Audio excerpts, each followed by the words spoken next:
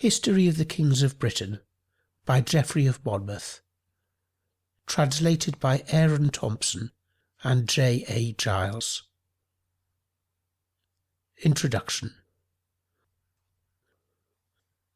The British history, of which we now offer to the public a revised translation, has been to our early dramatic poets what the ill-fated house of Oedipus was to the tragic writers of ancient Greece. Those who have felt pleasure in the Comus of Milton, Drayton's Polyolbion, and still more in the King Lear of Shakespeare, will not be sorry to see the source whence these great poets drew their materials made more accessible to the English reader. It is necessary to state this in the outset.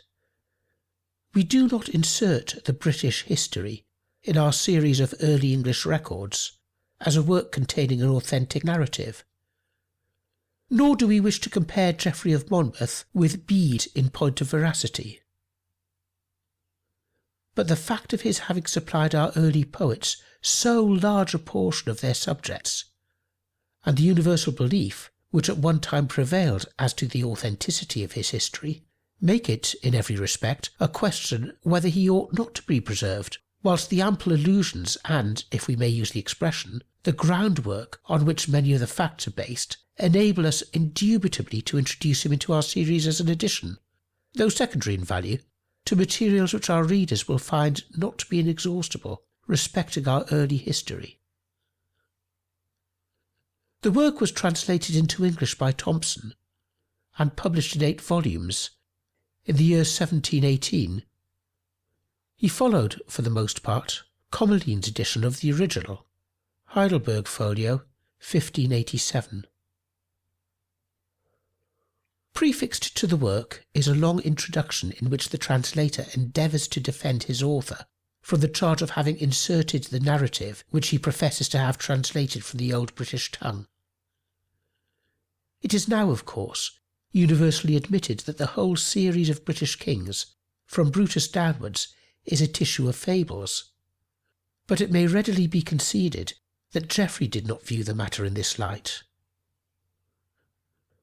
Nor shall we be disposed in the present day to deny the conclusion at which the translator arrives, that the work contains a large quantity of matter which is fabulous, but that Geoffrey has done no more than fulfil the task which he took upon himself of translating it from the original language. The following are a few of Thompson's arguments, which we give by way of specimen. 1. That upon its first appearance in the world, the book met with a universal approbation, and that too from those who had better opportunities of examining the truth of it, as there were then more monuments extant, and the traditions were more fresh and uncorrupted concerning the ancient British affairs than any critics of the present age can pretend to. 2. That, except William of Newburgh, about the end of the reign of Richard I, it met with no opponents even down to the 17th century, but was, on the contrary, quoted by all, in particular by Edward I, in a controversy before Boniface VIII. 3. That we see in this history the traces of venerable antiquity. 4. That the story of Bruta and the descent of the Britons from the Trojans was universally allowed by Giraldus Cambriensis and others, and was opposed for the first time by John of Westhamstead, who lived in the 15th century. That Polydore Virgil's contempt for it proceeded from his wish to preserve unimpaired the glory of the Romans, and Buchanan's observations betray his ignorance of the story. 5. That Leyland, who lived under Henry VIII, Humphrey Lloyd, Sir John Price, Dr. Keyes, Dr. Powell, and others, have supported the story of Bruta, etc. It will not be necessary to follow them further. Let us then consider the account which Geoffrey himself gives of the work which he offered to his contemporaries. This account, in the words of the former translator, and with his additional remarks upon it, is as follows. The story, as collected from himself, Leyland, Bale, and Pitts, is that Walter Mapes, alias Calenus, Archdeacon of Oxford, who flourished in the reign of Henry I, and of whom Henry of Huntingdon and other historians as well as Geoffrey himself make honourable mention, being a man very curious in the study of antiquity, and a diligent searcher into ancient libraries, and especially after the works of ancient authors, happened, while he was in Amorica, to light upon a history of Britain, written in the British tongue, and carrying marks of great antiquity. And being overjoyed at it, as if he had found a vast treasure, he in a short time after came over to England, where inquiring for a proper person to translate this curious but hitherto unknown book, he very opportunely met with Geoffrey of Monmouth, a man profoundly versed in the history and antiquities of Britain, excellently skilled in the British tongue, and withal, considering the time, an elegant writer both in verse and prose, and so recommended this task to him. Accordingly Geoffrey, being incredibly delighted with this ancient book, undertook the translating of it into Latin, which he performed with great diligence, approving himself, according to Matthew Paris, a faithful translator. At first he divided it into 4 books, written in a plain and simple style, and dedicated it to Robert, Earl of Gloucester, a copy whereof is said to be at Bennet's College in Cambridge, which was never yet published. But afterwards he made some alterations, and divided it into 8 books, to which he added the book of Merlin's Prophecies, which he had also translated from British verse into Latin prose, prefixing to it a preface, and a letter to Alexander, Bishop of Lincoln. A great many fabulous and trifling stories were inserted into the history. But that was not his fault. His business as a translator was to deliver them faithfully, such as they were, and to leave them to the judgment of the learned to be discussed. To prove the truth of this relation, and to answer at once all objections against Geoffrey's integrity, one needs no other argument than an assurance that the original manuscript which Geoffrey translated, of whose antiquity the curious are able to judge in a great measure by the character, or any ancient and authentic copy of it is yet extant. And indeed Archbishop Usher mentions an old Welsh chronicle in the Cottonian Library that formerly was in the possession of that learned antiquary, Humphrey Lloyd, which he says is thought to be that which Geoffrey translated. But if that be the original manuscript, it must be acknowledged that Geoffrey was not merely a translator, but made some additions of his own. Since, as that most learned prelate informs us, the account that we have in this history of the British Flamens and Arch-Flamens is nowhere to be found in it. But besides this, there are several copies of it in the Welsh tongue, mentioned by the late ingenious and learned Mr. Lloyd in his Archaeologia Britannica. And I myself have met with a manuscript of the history of our British affairs, written above 100 years ago by Mr. John Lewis, and shortly to be published, wherein the author says that he had the original of the British history in parchment written in the British tongue before Geoffrey's time, as he concludes from this circumstance that in his book Geoffrey's preface was wanting, and the preface to his book was the 2nd chapter of that published by Geoffrey. My ignorance of the Welsh tongue renders me unqualified for making any search into these matters.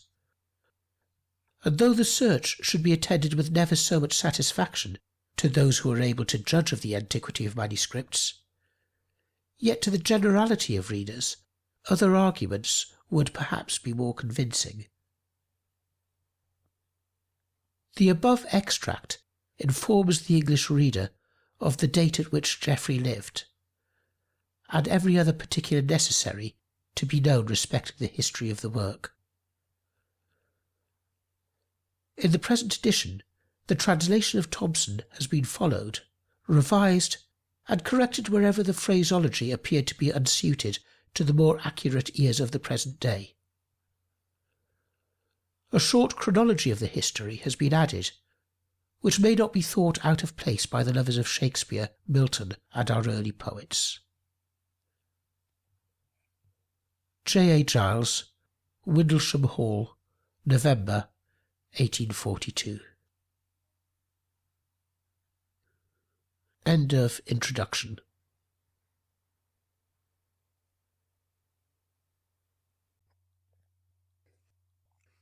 History of the Kings of Britain by Geoffrey of Monmouth. Translated by Aaron Thompson and J. A. Giles. Book 1, Chapter 1. The Epistle Dedicatory to Robert, Earl of Gloucester.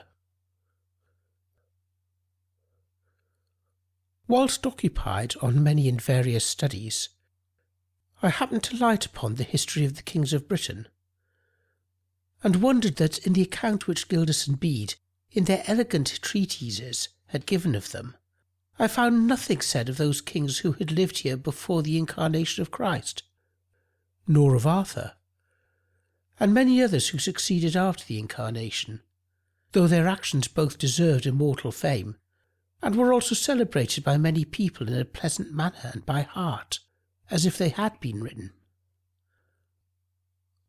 Whilst I was intent upon these and such like thoughts, Walter, Archdeacon of Oxford, a man of great eloquence and learned in foreign histories, offered me a very ancient book in the British tongue, which, in a continued regular story and elegant style, related the actions of them all, from Brutus, the first king of the Britons, down to Cadwallader, the son of Cadwallo.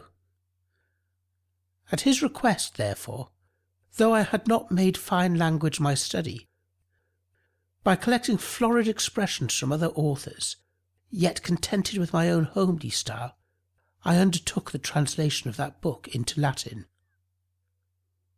For if I had swelled the pages with rhetorical flourishes, I must have tired my readers by employing their attention more upon my words than upon the history.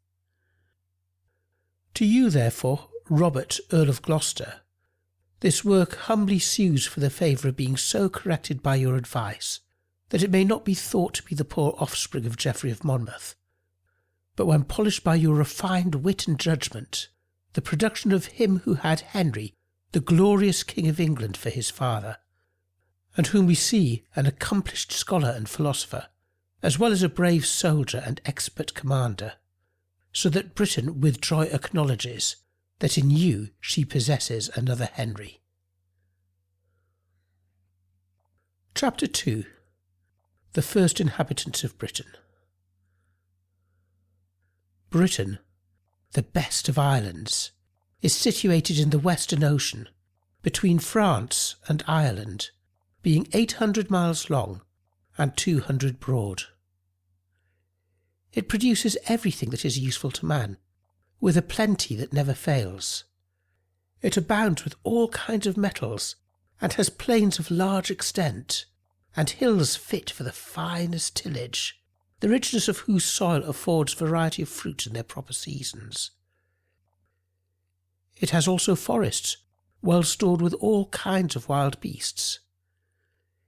In its lawns, cattle find good change of pasture, and bees variety of flowers for honey. Under its lofty mountains lie green meadows, pleasantly situated, in which the gentle murmurs of crystal springs, gliding along clear channels, give those that pass an agreeable invitation to lie down on their backs and slumber. It is likewise well watered with lakes and rivers, abounding with fish. And besides the narrow sea, which is on the southern coast towards France, there are 3 noble rivers, stretching out like 3 arms, namely the Thames, the Severn, and the Humber, by which foreign commodities from all countries are brought into it. It was formerly adorned with 28 cities, of which some are in ruins and desolate, others are still standing, beautified with lofty church towers, wherein religious worship is performed according to the Christian institution. It is lastly inhabited by 5 different nations: the Britons, Romans, Saxons, Picts, and Scots, whereof the Britons before the rest did formerly possess the whole island from sea to sea, till divine vengeance, punishing them for their pride, made them give way to the Picts and Saxons. But in what manner, and from whence they first arrived here, remains now to be related in what follows. Chapter 3. Brutus, being banished after the killing of his parents, goes into Greece.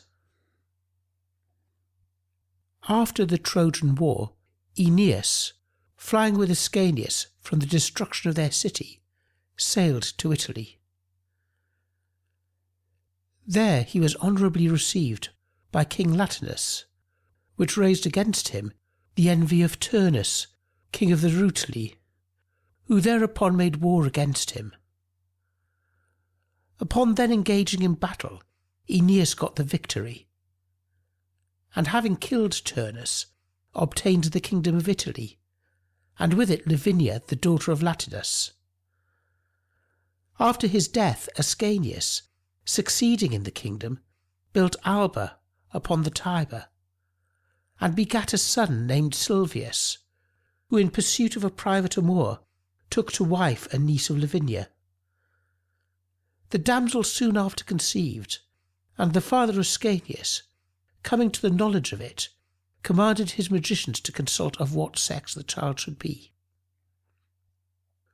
When they had satisfied themselves in the matter, they told him she would give birth to a boy, who would kill his father and mother, and after travelling over many countries in banishment, would at last arrive at the highest pitch of glory. Nor were they mistaken in their prediction, for at the proper time the woman brought forth a son, and died of his birth. But the child was delivered to a nurse, and called Brutus. At length, after 15 years were expired, the youth accompanied his father in hunting, and killed him undesignedly by the shot of an arrow. For as the servants were driving up the deer towards him, Brutus, in shooting at them, smote his father under the breast. Upon his death he was expelled from Italy, his kinsmen being enraged at him for so heinous a deed. Thus banished, he went into Greece, where he found the posterity of Helanus, son of Priamus, kept in slavery by Pandrasus, the king of Greeks. For after the destruction of Troy, Pyrrhus, the son of Achilles, had brought hither in chains Helanus and many others. And to revenge upon them the death of his father, had given command that they should be held in captivity. Brutus, finding they were by descent his old countrymen, took up his abode among them, and began to distinguish himself by his conduct and bravery in war, so as to gain the affection of kings and commanders, and above all the young men of the country. For he was esteemed a person of great capacity, both in council and war, and signalized his generosity to his soldiers by bestowing among them all the money and spoil he got. His fame, therefore, spreading over all countries, the Trojans from all parts began to flock to him, desiring under his command to be freed from the subjection to the Greeks, which they assured him might easily be done, considering how much their number was now increased in the country, being 7,000 strong, besides women and children. There was likewise then in Greece a noble youth named Assaracus, a favourer of their cause. For he was descended on his mother's side from the Trojans, and placed great confidence in them, that he might be able, by their assistance, to oppose the designs of the Greeks. For his brother had a quarrel with him for attempting to deprive him of 3 castles which his father had given him at his death, on account of his being the only son of a concubine. But as the brother was a Greek, both by his father's and mother's side, he had prevailed with the king and the rest of the Greeks to espouse his cause. Brutus, having taken a view of the number of his men, and seen how Assaracus's castles lay open to him, complied with their request. Chapter 4. Brutus's letter to Pandrasus. Being, therefore, chosen their commander, he assembled the Trojans from all parts, and fortified the towns belonging to Assaracus. But he himself, with Assaracus and the whole body of men and women that adhered to him, retired to the woods and hills, and then sent a letter to the king in these words: Brutus, general of the remainder of the Trojans, to Pandrasus, king of the Greeks, sends greeting.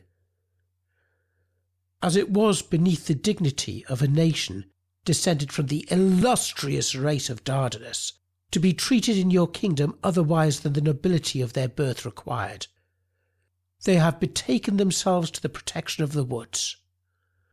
For they have preferred living after the manner of wild beasts upon flesh and herbs with the enjoyment of liberty, to continuing longer in the greatest luxury under the yoke of slavery. If this gives your majesty any offence, impute it not to them, but pardon it, since it is the common sentiment of every captive to be desirous of regaining his former dignity. Let pity, therefore, move you to bestow on them freely their lost liberty, and permit them to inhabit the thickets of the woods to which they have retired to avoid slavery. But if you deny them this favour, then by your permission and assistance let them depart into some foreign country. Chapter 5. Brutus, falling upon the forces of Pandrasus by surprise, routs them and takes Antigonus, the brother of Pandrasus, with Anacletus, prisoner. Pandrasus, perceiving the purport of the letter, was beyond measure surprised at the boldness of such a message from those whom he had kept in slavery. And having called a council of his nobles, he determined to raise an army in order to pursue them. But while he was upon his march to the deserts where he thought they were, and to the town of Britonum, Brutus made a sally with 3,000 men, and fell upon him unawares. For having intelligence of his coming, he had gone into the town the night before, with a design to break forth upon them unexpectedly, while unarmed and marching without order. The sally being made, the Trojans briskly attack them, and endeavour to make a great slaughter. The Greeks, astonished, immediately give way on all sides, and with the king at their head, hasten to pass the river Achelon, which runs near the place, but in passing are in great danger from the rapidity of the stream. Brutus galls them in their flight, and kills some of them in the stream, and some upon the banks, and running to and fro, rejoices to see them in both places exposed to ruin. But Antigonus, the brother of Pandrasus, grieved at this sight, rallied his scattered troops, and made a quick return upon the furious Trojans, for he rather chose to die making a brave resistance than to be drowned in a muddy pool in a shameful flight. Thus attended with a close body of men, he encouraged them to stand their ground, and employed his whole force against the enemy with great vigour, but to little or no purpose. For the Trojans had arms, but the others none. And from this advantage they were more eager in the pursuit, and made a miserable slaughter, nor did they give over the assault till they had made near a total destruction, and taken Antigonus and Anacletus his companion prisoners. Chapter 6. The town of Britonum besieged by Pandrasus. Brutus, after the victory, reinforced the town with 600 men, and then retired to the woods where the Trojan people were expecting his protection. In the meantime, Pandrasus, grieving at his own flight and his brother's captivity, endeavoured that night to reassemble his broken forces, and the next morning went with a body of his people, which he had got together, to besiege the town into which he supposed Brutus had put himself with Antigonus and the rest of the prisoners that he had taken. As soon as he was arrived at the walls, and had viewed the situation of the castle, he divided his army into several bodies, and placed them round in different stations. One party was charged not to suffer any of the besieged to go out, another to turn the courses of the rivers, a third to beat down the walls with battering rams and other engines. In obedience to these commands, they laboured with their utmost force to distress the besieged, and night coming on, made choice of their bravest men to defend their camp and tents from the incursions of the enemy, while the rest, who were fatigued with labour, refreshed themselves with sleep.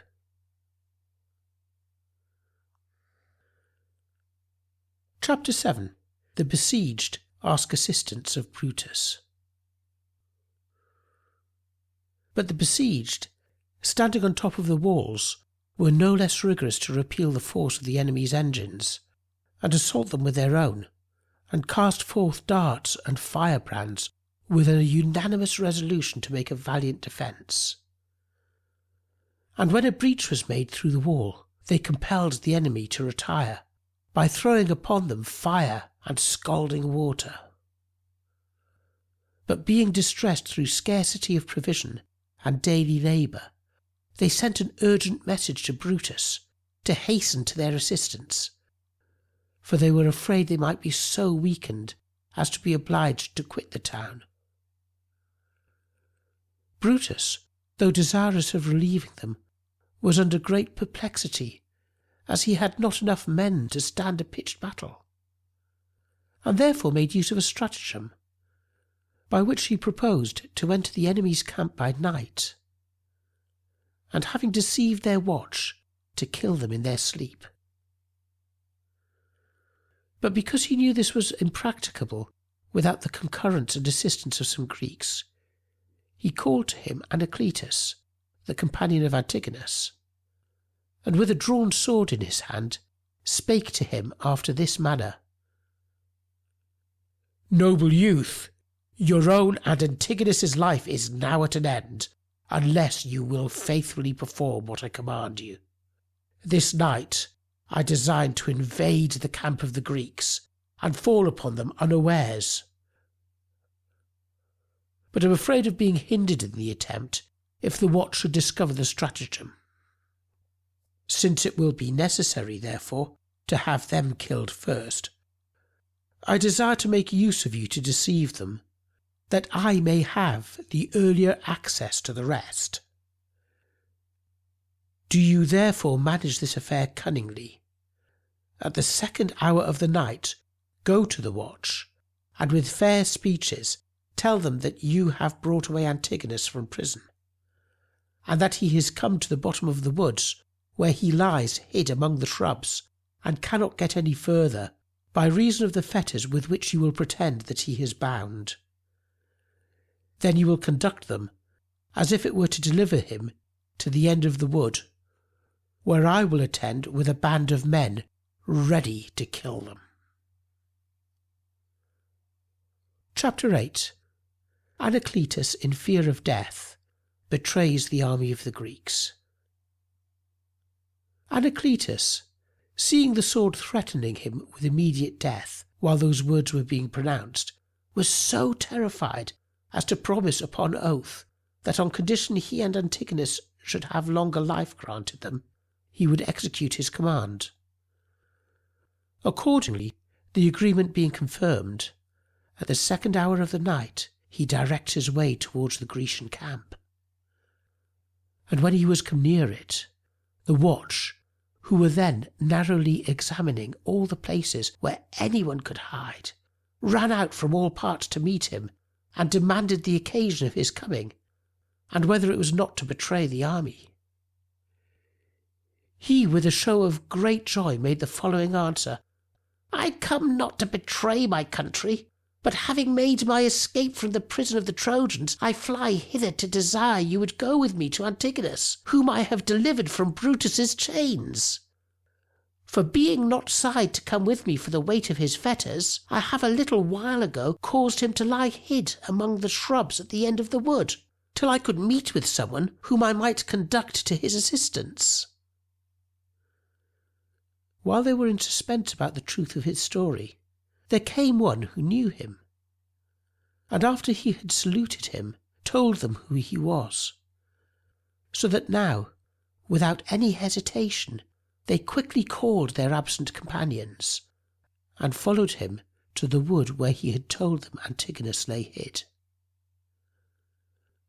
But at length, as they were going among the shrubs, Brutus, with his armed bands, springs forth and falls upon them while under the greatest astonishment with the most cruel slaughter. From thence he marches directly to the siege, and divides his men into 3 bands, assigning to each of them a different part of the camp, and telling them to advance discreetly and without noise, and, when entered, not to kill anybody till he, with his company, should be possessed of the king's tent, and should cause the trumpet to sound for a signal. Chapter 9. The taking of Pandrasus. When he had given them these instructions, they forthwith softly entered the camp in silence, and taking their appointed stations, awaited the promised signal, which Brutus delayed not to give as soon as he had got before the tent of Pandrasus, to assault which was the thing he most desired. At hearing the signal, they forthwith drew their swords, enter in among the men in their sleep, make quick destruction of them, and allowing no quarter in this manner, traverse the whole camp. The rest, awakened at the groans of the dying, and seeing their assailants, were like sheep seized with a sudden fear, for they despaired of life, since they had neither time to take arms nor to escape by flight. They run up and down without arms among the armed, whithersoever the fury of the assault harries them, but are on all sides cut down by the enemy rushing in. Some that might have escaped were in the eagerness of flight dashed against rocks, trees, or shrubs, and increased the misery of their death. Others that had only a shield, or some such covering for their defence, in venturing among the same rocks to avoid death, fell down in the hurry and darkness of the night, and broke either legs or arms. Others that escaped both these disasters, but did not know whither to fly, were drowned in the adjacent rivers, and scarcely one got away without some unhappy accident befalling him. Besides, the garrison in the town, upon notice of the coming of their fellow soldiers, sallied forth and redoubled the slaughter. End of Book 1, Part 1.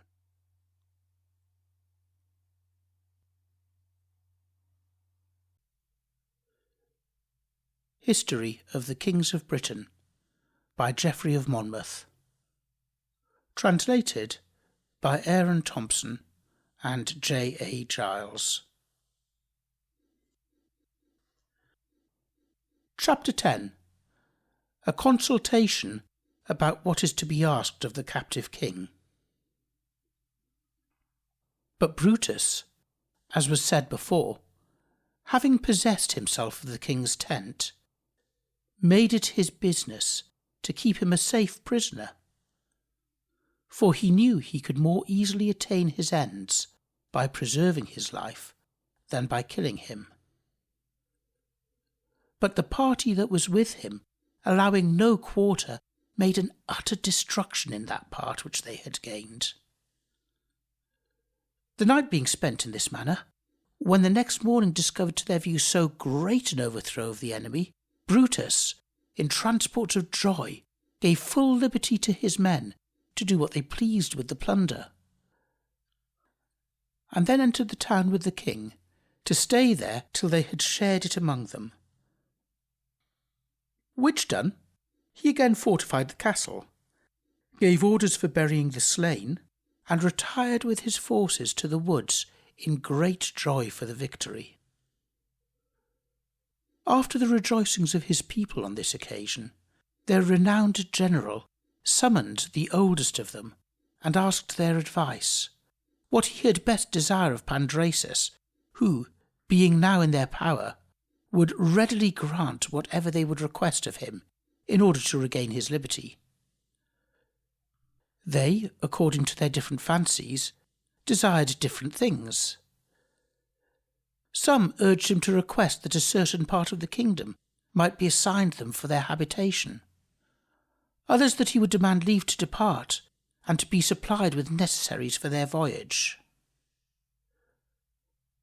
After they had been a long time spent what to do, one of them, named Mempricius, rose up, and having made silence, spoke to them thus. What can be the occasion of your suspense, fathers, in a matter which I think so much concerns your safety? The only thing you can request, with any prospect of a firm peace and security to yourselves and your posterity, is liberty to depart.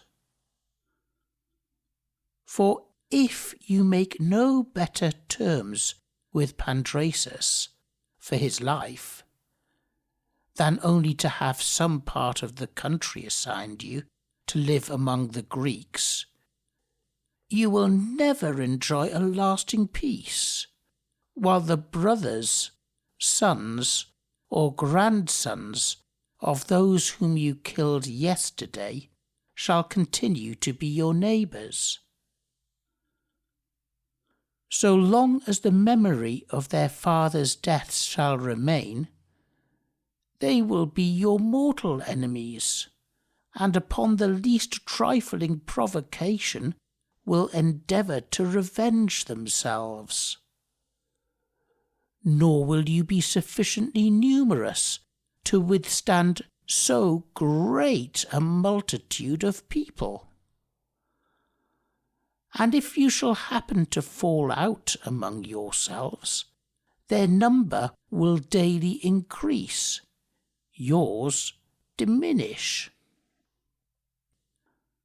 I propose, therefore, that you request of him his eldest daughter, Ignoge, for a wife for our general, and with her gold, silver, corn, and whatever else shall be necessary for our voyage.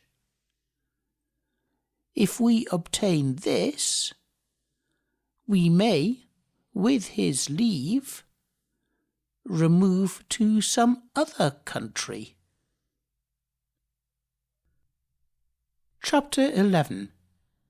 Pandrasus gives his daughter Ignoge in marriage to Brutus, who, after his departure from Greece, falls upon a desert island, where he is told by the oracle of Diana what place he is to inhabit. When he had ended this speech, in words to this effect, the whole assembly acquiesced to his advice, and moved that Pandrasus might be brought in among them, and condemned to a most cruel death, unless he should grant this request. He was immediately brought in, and being placed in a chair above the rest, and informed of the tortures prepared for him unless he would do what was commanded him, he made them this answer: "Since my ill fate has delivered me and my brother Antigonus into your hands, I can do no other than grant your request, lest a refusal may cost us our lives, which are now entirely in your power. In my opinion, life is preferable to all other considerations. Therefore, wonder not that I am willing to redeem it at so great a price. But though it is against my inclination that I obey your commands, yet it seems matter of comfort to me that I am to give my daughter to so noble a youth, whose descent from the illustrious race of Priamus and Anchises is clear, both from that greatness of mind which appears in him, and the certain accounts we have had of it. For who less than he could have released from their chains the banished Trojans, when reduced under slavery to so many great princes? Who else could have encouraged them to make head against the Greeks? Or, with so small a body of men, vanquished so numerous and powerful an army, and taken their king prisoner in the engagement? And therefore, since this noble youth has gained so much glory by the opposition which he has made to me, I give him my daughter Ignoge, and also gold, silver, ships, corn, wine, and oil, and whatever you will find necessary for your voyage. If you shall alter your resolution, and think it fit to continue among the Greeks, I will grant you the third part of my kingdom for your habitation. If not, I will faithfully perform my promise, and for your greater security will stay as a hostage among you till I have made it good." Accordingly, he held a council, and directed messengers to all the shores of Greece, to get ships together. Which done, he delivered them to the Trojans, to the number of 324, laden with all kinds of provision, and married his daughter to Brutus. He made also a present of gold and silver to each man according to his quality. When everything was performed, the king was set at liberty, and the Trojans, now released from his power, set sail with a fair wind. But Ignoge, standing upon the stern of the ship, swooned away several times in Brutus's arms, and with many tears and sighs lamented the leaving of her parents and country, nor ever turned her eyes from the shore while it was in sight. Brutus, meanwhile, endeavoured to assuage her grief by kind words and embraces intermixed with kisses, and ceased not from these blandishments till she grew weary of crying and fell asleep. During these and other accidents, the winds continued fair for 2 days and a night together, when at last they arrived at a certain island called Laodicea, which had been formerly wasted by the incursions of pirates, and was then uninhabited. Brutus, not knowing this, sent 300 armed men ashore to see who inhabited it, but finding nobody, killed several kinds of wild beasts which they met with in the groves and woods, and came to a desolate city in which they found a temple of Diana, and in it a statue of that goddess, which gave answers to those that came to consult her. At last, loading themselves with the prey which they had taken in hunting, they returned to their ships, and give their companions an account of this country and city. Then they advised their leader to go to the city, and after offering sacrifices, to inquire of the deity of the place what country was allotted them for their place of settlement. To this proposal all assented, so that Brutus, attended with Geryon the augur, and 12 of the oldest men, set forward to the temple with all things necessary for the sacrifice. Being arrived at the place, and presenting themselves before the shrine with garlands about their temples, as the ancient rites required, they made 3 fires to the 3 deities Jupiter, Mercury, and Diana, and offered sacrifices to each of them.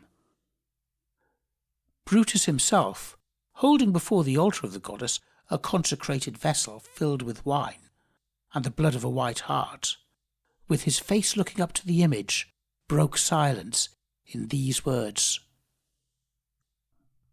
"Goddess of woods, tremendous in the chase, to mountain boars and all the savage race, wide o'er the ethereal walks extend thy sway, and o'er the infernal mansions void of day. Look upon us on earth, unfold our fate, and say what region is our destined seat. Where shall we next thy lasting temples raise, and choirs of virgins celebrate thy praise?" These words he repeated 9 times, after which he took 4 turns around the altar, poured the wine into the fire, and then laid himself down upon the hart's skin, which he had spread before the altar, where he fell asleep. About the 3rd hour of the night, the usual time for deep sleep, the goddess seemed to present herself before him, and foretell his future success as follows: "Brutus, there lies beyond the Gallic bounds an island which the western sea surrounds, by giants once possessed. Now few remain to bar thy entrance or obstruct thy reign. To reach that happy shore thy sails employ. Their fate decrees to raise a second Troy, and found an empire in thy royal line, which time shall ne'er destroy, nor bounds confine." Awakened by the vision, he was for some time in doubt with himself, whether what he had seen was a dream or a real appearance of the goddess herself, foretelling him to what land he should go. At last he called to his companions, and related to them in order the vision which he had in his sleep, at which they very much rejoiced, and were urgent to return to their ships, and while the wind favoured them, to hasten their voyage towards the west in pursuit of what the goddess had promised. Without delay, therefore, they returned to their company and set sail again, and after a course of 30 days came to Africa, being ignorant as yet whither to steer. From thence they came to the Philenian altars, and to a place called Salinae, and sailed between Ruscicada and the mountains of Azara, where they underwent great danger from pirates, whom, notwithstanding, they vanquished, and enriched themselves with their spoils. Chapter 12. Brutus enters Aquitaine with Corineus. From thence, passing the river Malwa, they arrived at Mauritania, where, at last, for want of provisions, they were obliged to go ashore. And, dividing themselves into several bands, they laid waste the whole country. When they had well stored their ships, they steered to the Pillars of Hercules, where they saw some of those sea monsters called sirens, which surrounded their ships and nearly overturned them. However, they made a shift to escape, and came to the Tyrrhenian Sea, upon the shores of which they found 4 several nations descended from the banished Trojans that had accompanied Antenor in his flight. The name of their commander was Corineus, a modest man in matters of counsel, and of great courage and boldness, who in an encounter with any person, even of gigantic stature, would immediately overthrow him as if he were a child. When they understood from whom he was descended, they joined company with him and those under his government, who, from the name of their leader, were afterwards called the Cornish people, and indeed were more serviceable to Brutus than the rest of all his engagements. From thence they came to Aquitaine, and entering the mouth of the Loire, cast anchor. There they stayed 7 days and viewed the country. Geoffrey Pictus, who was king of Aquitaine at that time, having an account brought him of the arrival of a foreign people with a great fleet upon his coasts, sent ambassadors to them to demand whether they brought with them peace or war. The ambassadors, on their way towards the fleet, met Corineus, who was come out with 200 men to hunt in the woods. They demanded of him who gave him leave to enter the king's forests and kill his game, which by an ancient law nobody was allowed to do without leave from the prince. Corineus answered that as for that matter, there was no occasion for asking leave.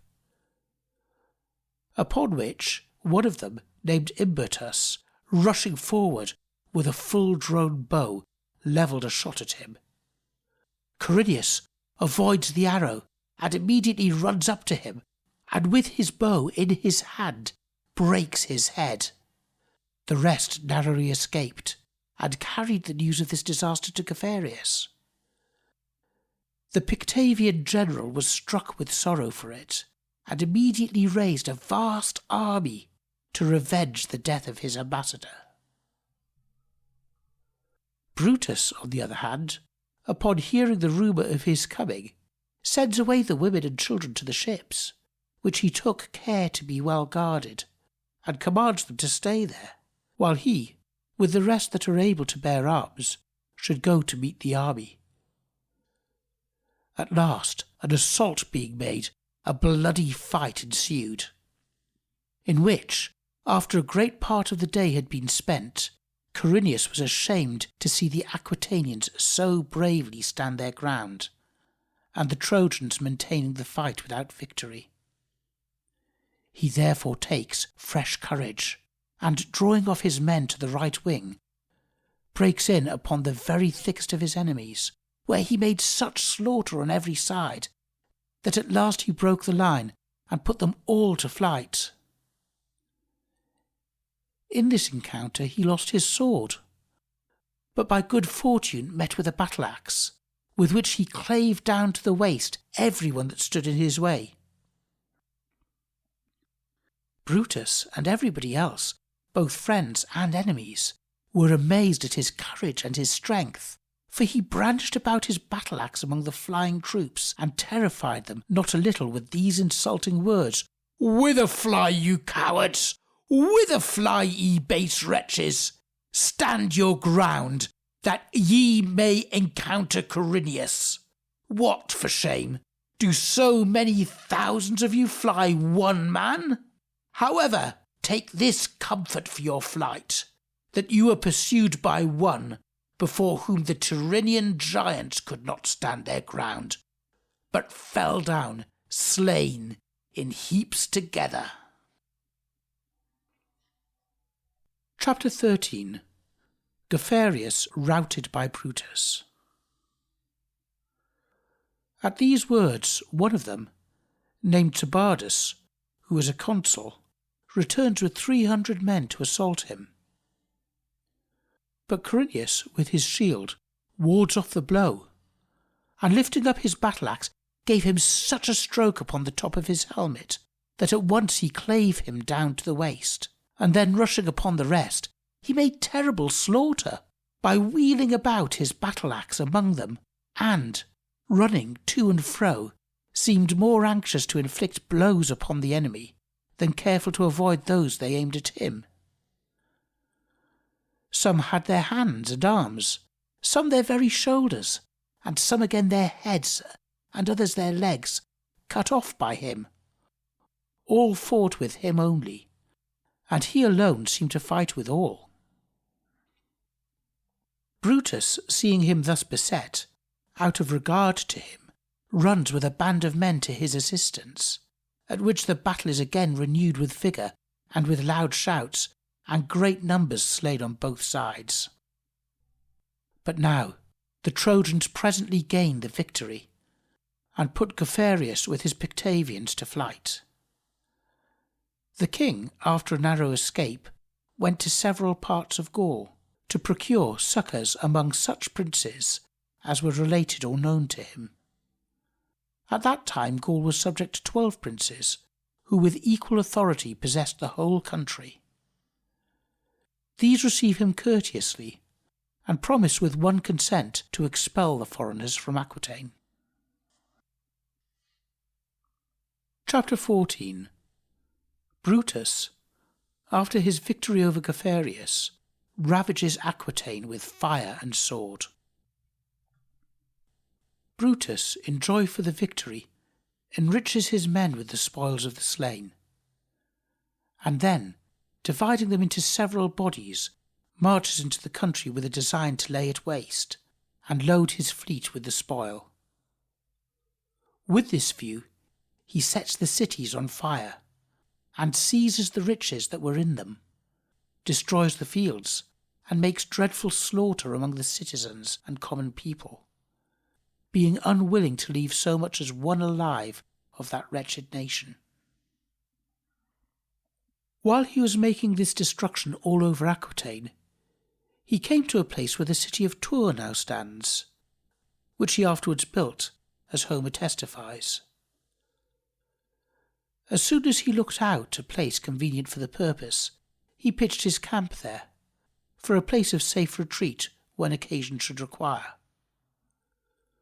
For he was afraid on account of Geoffrius' approach with the kings and princes of Gaul, and a very great army, which was now come near the place, ready to give him battle. Having therefore finished his camp, he expected to engage with Geoffrius in 2 days' time, placing the utmost confidence in the conduct and courage of the young men under his command. Chapter 15. Geoffrius' fight with Brutus. Geoffrius, being informed that the Trojans were in these parts, marched day and night, till he came within a close view of Brutus' camp, and then with a stern look and disdainful smile broke out into these expressions: "O wretched fate! Have these base exiles made a camp also in my kingdom? Arm, arm, soldiers, and march through their thickest ranks.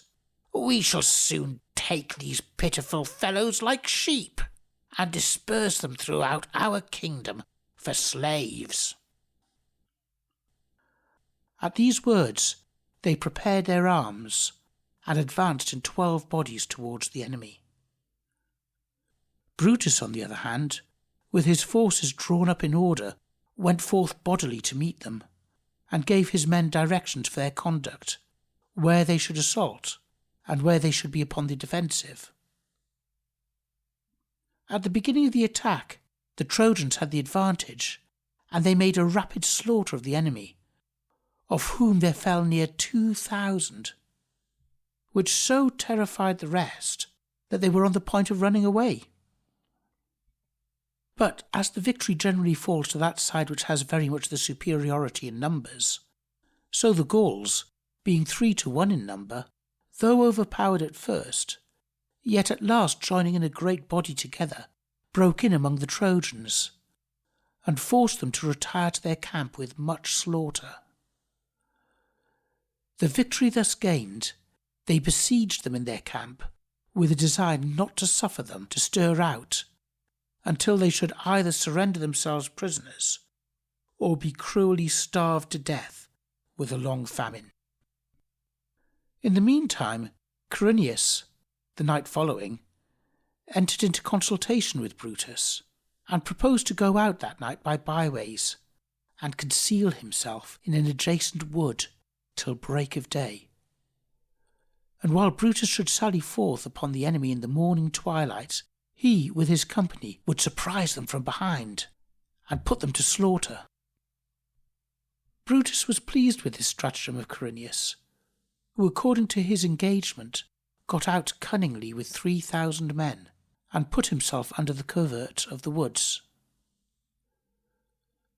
As soon as it was day, Brutus marshalled his men, and opened the camp to go out and fight. The Gauls meet him, and begin the engagement. Many thousands fall on both sides, neither party giving quarter. There was present a Trojan named Turanos, the nephew of Brutus, inferior to none but Quirinius in courage and strength of body.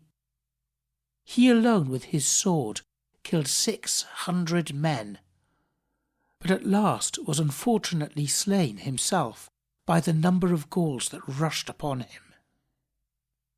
From him the city of Tours derived its name, because he was buried there. While both armies were thus warmly engaged, Quirinius came upon them unawares, and fell fiercely upon the rear of the enemy, which put new courage into his friends on the other side, and made them exert themselves with increased vigour. The Gauls were astonished at the very shout of Quirinius's men, and thinking their number to be much greater than it really was, they hastily quitted the field. But the Trojans pursued them, and killed them in the pursuit, nor did they desist till they had gained a complete victory. Brutus, though, in joy for this great success, was yet afflicted to observe the number of his forces daily lessened, while that of the enemy increased more and more. He was in suspense for some time, whether he had better continue the war or not. But at last he determined to return to his ships while the greater part of his followers was yet safe, and hitherto victorious, and to go off in quest of the island which the goddess had told him of. So without further delay, with the consent of his company, he repaired to the fleet, and loading it with the riches and spoils he had taken, set sail with a fair wind towards the promised island, and arrived on the coast of Totnes. Chapter 16. Albion divided between Brutus and Quirinius. The island was then called Albion, and was inhabited by none but a few giants. Notwithstanding this, the pleasant situation of the places, the plenty of rivers abounding with fish, and the engaging prospect of its woods, made Brutus and his company very desirous to fix their habitation in it. They therefore passed through all the provinces, forced the giants to fly into the caves of the mountains, and divided the country among them according to the directions of their commander. After this they began to till the ground and build houses, so that in a little time the country looked like a place that had been long inhabited. At last Brutus called the island after his own name, Briton, and his companions Britons, for by these means he desired to perpetuate the memory of his name. From whence afterwards the language of the nation, which first bore the name of Trojan or rough Greek, was called British. But Quirinius, in imitation of his leader, called that part of the island which fell to his share Quirinia, and his people Quirinians after his name. And though he had his choice of the provinces before all the rest, yet he preferred this country, which is now called in Latin Cornubia, either from its being in shape of a horn, in Latin cornu, or from the corruption of the said name. For it was a diversion to him to encounter the giants, which were in greater numbers there than in all the other provinces that fell to the share of his companions. Among the rest was one detestable monster named Gurmagot, in stature 12 cubits, and of such prodigious strength that at one shake he pulled up an oak as if it had been a hazel wand. On a certain day, when Brutus was holding a solemn festival to the gods in the port where they at first landed, this giant, with 20 more of his companions, came in upon the Britons, among whom he made a dreadful slaughter. But the Britons at last assembling together in a body, put them to the rout, and killed them every one but Gurmagot. Brutus had given orders to have him preserved alive, out of a desire to see a combat between him and Corineus, who took a great pleasure in such encounters. Corineus, overjoyed with this, prepared himself, and throwing aside his arms, challenged him to wrestle with him. At the beginning of the encounter, Corineus and the giant, standing front to front, held each other strongly in their arms and panted aloud for breath. But Gurmagot, presently grasping Corineus with all his strength, broke 3 of his ribs, 2 on his right side and 1 on his left. At which Corineus, highly enraged, roused up his whole strength, and snatching him upon his shoulders, ran with him, as fast as the weight would allow him, to the next shore, and there, getting upon the top of a high rock, hurled down the savage monster into the sea, where, falling on the sides of craggy rocks, he was torn to pieces and coloured the waves with his blood. The place where he fell, taking its name from the giant's fall, is called Lam Gurmagot, that is, Gurmagot's Leap, to this day. Chapter 17. The building of New Troy by Brutus upon the river Thames. Brutus, having thus at last set eyes upon his kingdom, formed a design of building a city, and in order to it travelled through the land to find out a convenient situation. And coming to the river Thames, he walked along the shore, and at last pitched upon a place very fit for his purpose. Here, therefore, he built a city, which he called New Troy, under which name it continued a long time after, till at last, by corruption of the original word, it came to be called Trinovantum. But afterwards, when Lud, the brother of Cassibelanum, who made war against Julius Caesar, obtained the government of the kingdom, he surrounded it with stately walls and towers of admirable workmanship, and ordered it to be called after his name, Caer Lud, that is, the city of Lud. But this very thing became afterwards the occasion of a great quarrel between him and his brother Nennius, who took offence at his abolishing the name of Troy in this country. Of this quarrel Gildas the historian has given a full account, for which reason I pass it over, for fear of debasing, by my account of it, what so great a writer has so eloquently related. Chapter 18. New Troy being built, and laws made for the government of it, it is given to the citizens that were to inhabit it. After Brutus had finished the building of the city, he made choice of the citizens that were to inhabit it, and prescribed them laws for their peaceable government. At this time, Eli the priest governed in Judea, and the Ark of the Covenant was taken by the Philistines.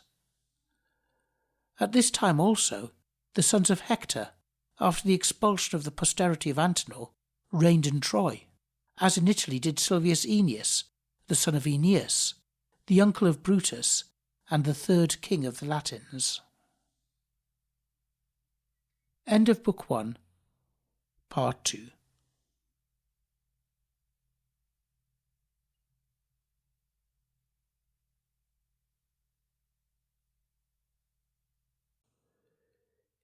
History of the Kings of Britain by Geoffrey of Monmouth. Translated by Aaron Thompson and J. A. Giles. Book 2. Chapter 1. After the death of Brutus, his 3 sons succeed him in the kingdom. During these transactions, Brutus had by his wife Ignoge 3 famous sons, whose names were Locrine, Albanact, and Camber. These, after their father's death, which happened in the 24th year after his arrival, buried him in the city which he had built. And then, having divided the kingdom of Britain among them, retired each to his government. Locrine, the eldest, possessed the middle part of the island, called afterwards from his name Lurgria.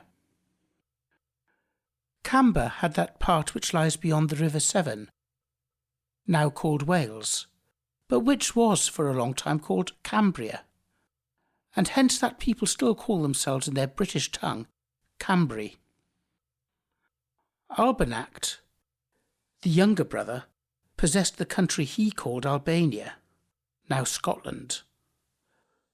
After they had a long time reigned in peace together, Humber, king of the Huns, arrived in Albania, and having killed Albanact in battle, forced his people to fly to Locrine for protection. Chapter 2. Locrine, having routed Humber, falls in love with Estrildis. Locrine, at hearing this news, joined his brother Camber, and went with the whole strength of the kingdom to meet the king of the Huns, near the river now called Humber, where he gave him battle and put him to the rout. Humber made towards the river in his flight, and was drowned in it, on account of which it has since borne his name. Locrine, after the victory, bestowed the plunder of the enemy upon his own men, reserving for himself the gold and the silver which he found in the ships, together with 3 virgins of admirable beauty, whereof one was the daughter of a king in Germany, whom with the other 2 Humber had forcibly brought away with him after he had ruined their country. Her name was Estrildis, and her beauty such as was hardly to be matched. No ivory, or new fallen snow, no lily could exceed the whiteness of her skin. Locrine, smitten with love, would have gladly married her, at which Corineus was extremely incensed, on account of the engagement which Locrine had entered into with him to marry his daughter.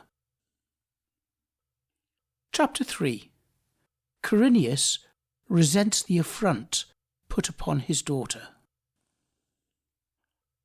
He went therefore to the king, and wielding a battle-axe in his right hand, vented his rage against him in these words: "Do you thus reward me, Locrine, for the many wounds which I have suffered under your father's command in his wars with strange nations, that you must slight my daughter and debase yourself to marry a barbarian, while there is strength in this right hand that has been destructive to so many giants upon the Tyrrhenian coasts? I will never put up with this affront." And repeating this again and again with a loud voice, he shook his battle-axe as if he was going to strike him, till the friends of both interposed, and after they had appeased Corineus, obliged Locrine to perform his agreement. Chapter 4. Locrine at last marries Gwendolina, the daughter of Corineus. Locrine therefore married Corineus's daughter, named Gwendolina, yet still retained his love for Estrildis, for whom he made apartments underground, in which he entertained her, and caused her to be honourably attended. For he was resolved at least to carry on a private amour with her, since he could not live with her openly for fear of Quirinius. In this matter he concealed her, and made frequent visits to her for 7 years together, without the privity of any but his most intimate domestics, and all under a pretence of performing some secret sacrifices to his gods, by which he imposed on the credulity of everybody. In the meantime, Estrildis became with child, and was delivered of a most beautiful daughter, whom she named Saber. Gwendolina was also with child, and she brought forth a son, who was named Madden, and put under the care of his grandfather Quirinius to be educated. Chapter 5. Locrine is killed. Estrildis and Saber are thrown into a river. But in process of time, when Quirinius was dead, Locrine divorced Gwendolina and advanced Estrildis to be queen. Gwendolina, provoked beyond measure at this, retired into Cornwall, where she assembled together all the forces of that kingdom, and began to raise disturbances against Locrine. At last both armies joined battle near the river Stour, where Locrine was killed by the shot of an arrow. After his death, Gwendolina took upon her the government of the whole kingdom, retaining her father's furious spirit. For she commanded Estrildis and her daughter Saber to be thrown into the river, now called the Severn, and published an edict through all Britain that the river should bear the damsel's name, hoping by this to perpetuate her memory, and by that the infamy of her husband. So that to this day the river is called in the British tongue Sabran, which by the corruption of the same is, in another language, Sabrina. Chapter 6. Gwendolina delivers up the kingdom to Madden, her son, after whom succeeds Menpricius. Gwendolina reigned 15 years after the death of Locrine, who had reigned 10, and then advanced her son Madden, whom she saw now at maturity, to the throne, contenting herself with the country of Cornwall for the remainder of her life. At this time Samuel the prophet governed in Judea. Silvius Aeneas was yet living, and Homer was esteemed a famous orator and poet. Madden, now in possession of the crown, had by his wife 2 sons, Menpricius and Malim, and ruled the kingdom in peace and with care 40 years. As soon as he was dead, the 2 brothers quarrelled for the kingdom, each being ambitious of the sovereignty of the whole island. Menpricius, impatient to attain his ends, enters into treaty with Malim, under colour of making a composition with him, and, having formed a conspiracy, murdered him in the assembly where their ambassadors were met. By these means he obtained the dominion of the whole island, over which he exercised such tyranny that he left scarcely a noble man alive in it, and either by violence or treachery oppressed everyone that he apprehended might be likely to succeed him, pursuing his hatred to his whole race. He also deserted his own wife, by whom he had a noble youth named Ebraucus, and addicted himself to sodomy, preferring unnatural lust to the pleasures of the conjugal state. At last, in the 20th year of his reign, while he was hunting, he retired from his company into a valley, where he was surrounded by a great multitude of ravenous wolves, and devoured by them in a horrible manner. Then did Saul reign in Judea, and Eurystheus in Lacedaemonia. Chapter 7. Ebraucus, the successor of Menpricius, conquers the Gauls and builds the towns Caer Ebrauc, etc. Menpricius being dead, Ebraucus, his son, a man of great stature and wonderful strength, took upon him the government of Britain, which he held 40 years. He was the first after Brutus who invaded Gaul with a fleet, and distressed its provinces by killing their men and laying waste their cities. And, having by these means enriched himself with an infinite quantity of gold and silver, he returned victorious. After this, he built a city on the other side of the Humber, which, from his own name, he called Cara Brauc, that is, the city of Abraucus, about the time that David reigned in Judea, and Silvius Latinus in Italy, and that Gad, Nathan, and Asaph prophesied in Israel. He also built the city of Aclad towards Albany, and the town of Mount Agnid, called at this time the Castle of Maidens, or the Mountain of Sorrow. Chapter 8. Abraucus's 20 sons go to Germany, and his 30 daughters to Silvius Alba in Italy. This prince had 20 sons and 30 daughters by 20 wives, and with great valour governed the kingdom of Britain 60 years.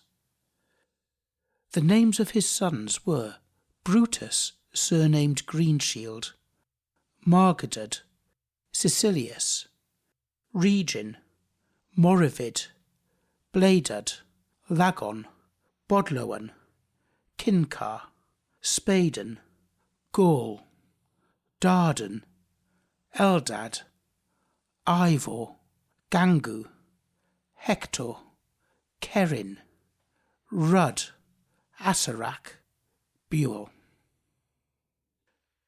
The names of his daughters were Gloini, Ignoni, Udas, Gwenliam, Gordid, Angharad, Gwendolo, Tangustal, Gorgon, Medlin, Methahel, Urar, Malur, Cambreda, Regan, Gale, Echab, Nest, Troin, Statard, Gladad, Ebron, Blagan, Abelak, Angais, Galais, the most celebrated beauty at that time in Britain or Gaul, Edra, Anaur, Stadile, Egron.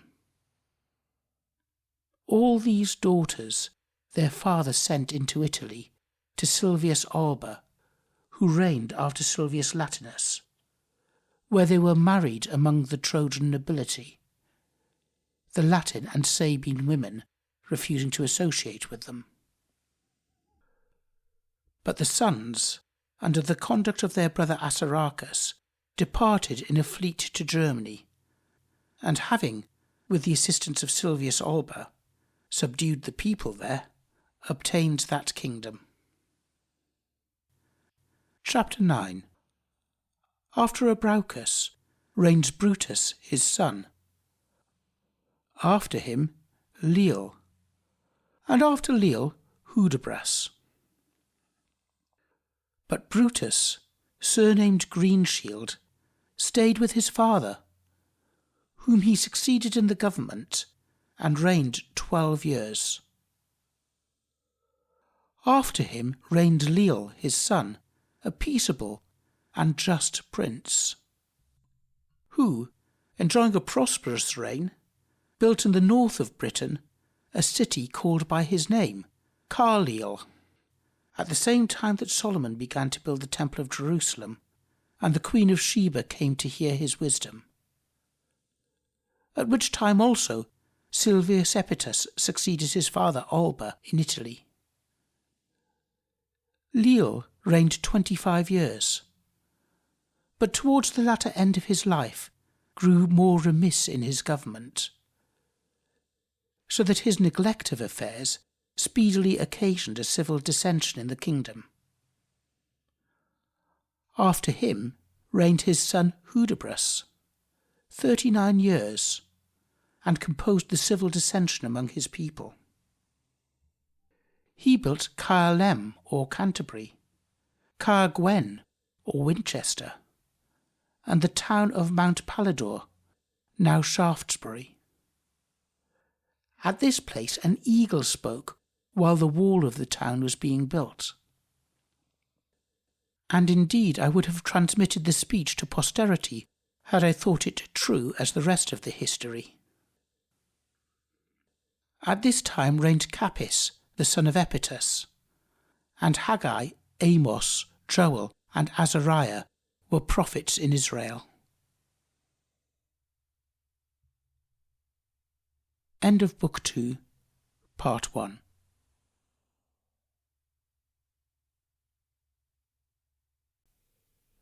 History of the Kings of Britain by Geoffrey of Monmouth. Translated by Aaron Thompson and J. A. Giles. Chapter 10. Bladud succeeds Hudibras in the kingdom and practices magical operations. Next succeeded Bladud his son, and reigned 20 years. He built Caerbardus, now Bath, and made hot baths in it for the benefit of the public, which he dedicated to the goddess Minerva, in whose temple he kept fires that never went out, nor consumed to ashes, but as soon as they began to decay, were turned into balls of stone. About this time the prophet Elias prayed that it might not rain upon earth, and it did not rain for 3 years and 6 months. This prince was a very ingenious man, and taught necromancy in his kingdom. Nor did he leave off pursuing his magical operations, till he attempted to fly to the upper region of the air with wings which he had prepared, and fell down upon the temple of Apollo in the city of Trinovantum, where he was dashed to pieces. Chapter 11. Lear, the son of Bladud, having no son, divides his kingdom among his daughters. After this unhappy fate of Bladud, Lear, his son, was advanced to the throne, and nobly governed his country 60 years. He built upon the river Soar a city, called in the British tongue Caer Lear, in the Saxon Leicester. He was without male issue, but had 3 daughters, whose names were Gonerilla, Regum, and Cordeilla, of whom he was dotingly fond, but especially of his youngest, Cordeilla. When he began to grow old, he had thoughts of dividing his kingdom among them, and of bestowing them on such husbands as were fit to be advanced to the government with them. But to make trial who was worthy to have the best part of his kingdom, he went to each of them to ask which of them loved him most. The question being proposed, Gonerilla, the eldest, made answer that she called heaven to witness she loved him more than her own soul. The father replied, "Since you have preferred my declining age before your own life, I will marry you, my dearest daughter, to whomever you shall make choice of, and give you the 3rd part of my kingdom." Then Regum, the second daughter, willing, after the example of her sister, to prevail upon her father's good nature, answered with an oath that she could not otherwise express her thoughts, but that she loved him above all creatures. The credulous father, upon this, made her the same promise that he did to her eldest sister, that is, the choice of a husband with the 3rd part of his kingdom. But Cordeilla, the youngest, understanding how easily he was satisfied with the flattering expressions of her sisters, was desirous to make trial of his affection after a different manner. "My father," said she, "is there any daughter that can love her father more than duty requires? In my opinion, whoever pretends to it must disguise her real sentiments under the veil of flattery. I have always loved you as a father, nor do I yet depart from my purposed duty, and if you insist to have something more extorted from me, hear now the greatness of my affection, which I always bear you, and take this for a short answer to all your questions. Look how much you have, so much is your value, and so much do I love you." The father, supposing that she spoke this out of the abundance of her heart, was highly provoked, and immediately replied, "Since you have so far despised my old age as not to think me worthy the love that your sisters express for me, you shall have from me the like regard, and shall be excluded from any share with your sisters in my kingdom. Notwithstanding, I do not say but that since you are my daughter, I will marry you to some foreigner, if fortune offers you any such husband, but will never, I do assure you, make it my business to procure as honourable a match for you as for your sisters. Because, though I have hitherto loved you more than them, you have in requital thought me less worthy of your affection than they." And, without further delay, after consultation with his nobility, he bestowed his 2 other daughters upon the Dukes of Cornwall and Albania, with half the island at present, but after his death the inheritance of the whole monarchy of Britain. It happened after this that Agenippus, king of the Franks, having heard the fame of Cordelia's beauty, forthwith sent his ambassadors to the king to demand her in marriage. The father, retaining yet his anger towards her, made answer that he was very willing to bestow his daughter, but without either money or territories, because he had already given away his kingdom with all his treasure to his eldest daughters, Gonerilla and Regau. When this was told Agenippus, he, being very much in love with the lady, sent again to King Lear to tell him that he had money and territories enough, as he possessed the 3rd part of Gaul, and desired no more than his daughter only, that he might have heirs by her. At last the match was concluded, and Cordelia was sent to Gaul and married to Agenippus. Chapter 12. Lear, finding the ingratitude of his 2 eldest daughters, betakes himself to his youngest, Cordelia, in Gaul.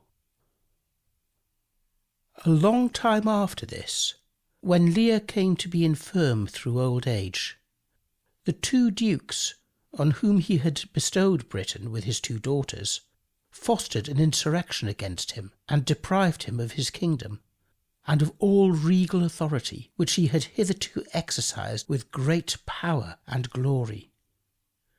At length, by mutual agreement, Maglaunus, king of Albania, one of his sons-in-law, was to allow him a maintenance of his own house, together with 60 soldiers who were to be kept for state.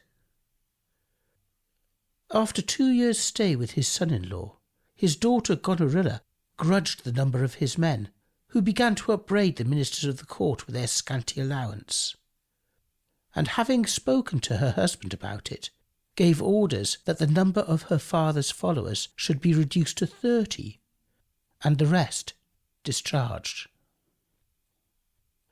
The father, resenting this treatment, left Maglaunus and went to Henwenus, Duke of Cornwall, to whom he had married his daughter Regau. Here he met with an honourable reception, but before the year was at an end, a quarrel happened between the 2 families, which raised Regau's indignation, so that she commanded her father to discharge all his attendants but 5, and to be contented with their service. This second affliction was insupportable to him, and made him return again to his former daughter, with hopes that the misery of his condition might move her in some sentiments of filial pity, and that he, with his family, might find a subsistence with her. But she, not forgetting her resentment, swore by the gods he should not stay with her, unless he would dismiss his retinue and be content with the attendance of 1 man, and with bitter reproaches told him how ill his desire of vainglorious pomp suited his age and poverty. When he found that she was by no means to be prevailed upon, he was at last forced to comply, and dismissing the rest to take up with one man only. But by this time he began to reflect more sensibly with himself upon the grandeur from which he had fallen, and the miserable state to which he was now reduced, and to enter upon thoughts of going beyond the sea to his youngest daughter. Yet he doubted whether he should be able to move her commiseration, because, as was related above, he had treated her so unworthily.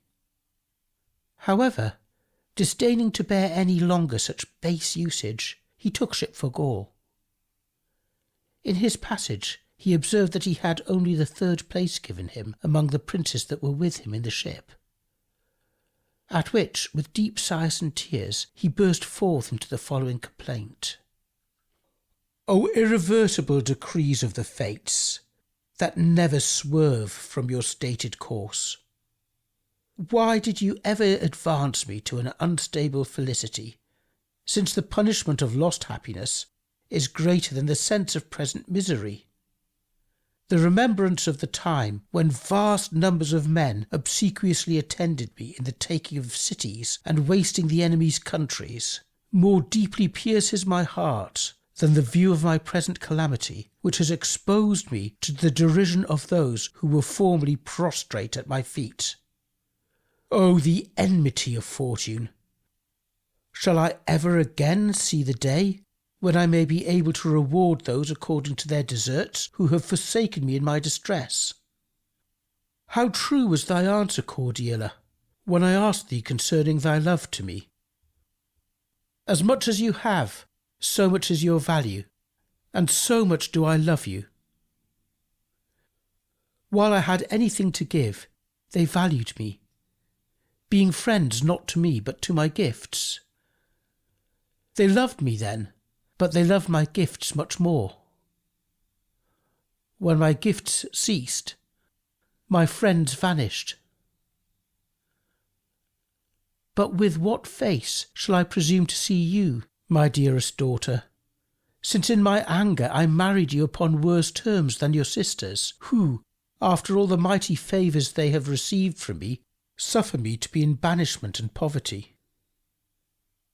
As he was lamenting his condition in these and the like expressions, he arrived at Carytia, where his daughter was, and waited before the city while he sent a messenger to inform her of the misery that he was fallen into, and to desire her relief for a father who suffered both hunger and nakedness.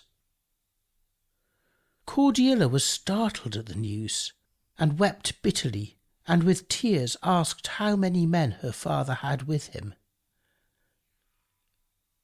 The messenger answered he had none but one man, who had been his armour-bearer, and was staying with him without the town.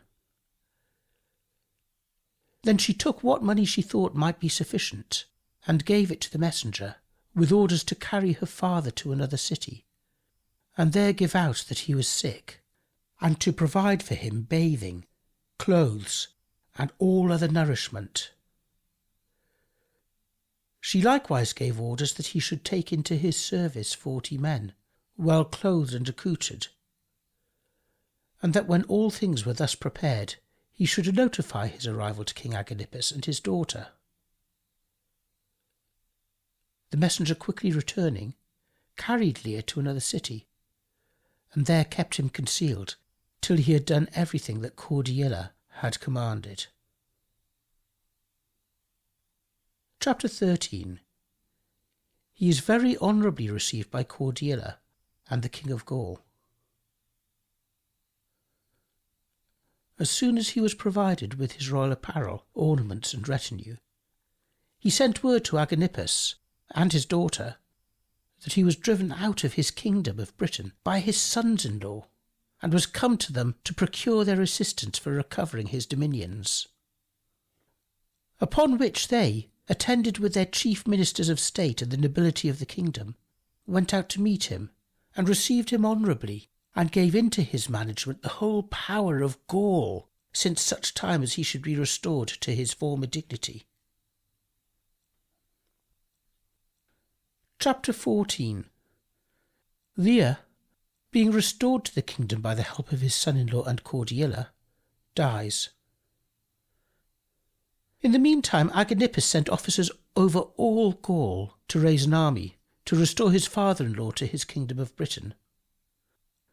Which done, Lear returned to Britain with his son and daughter and the forces which they had raised, where he fought with his sons-in-law and routed them.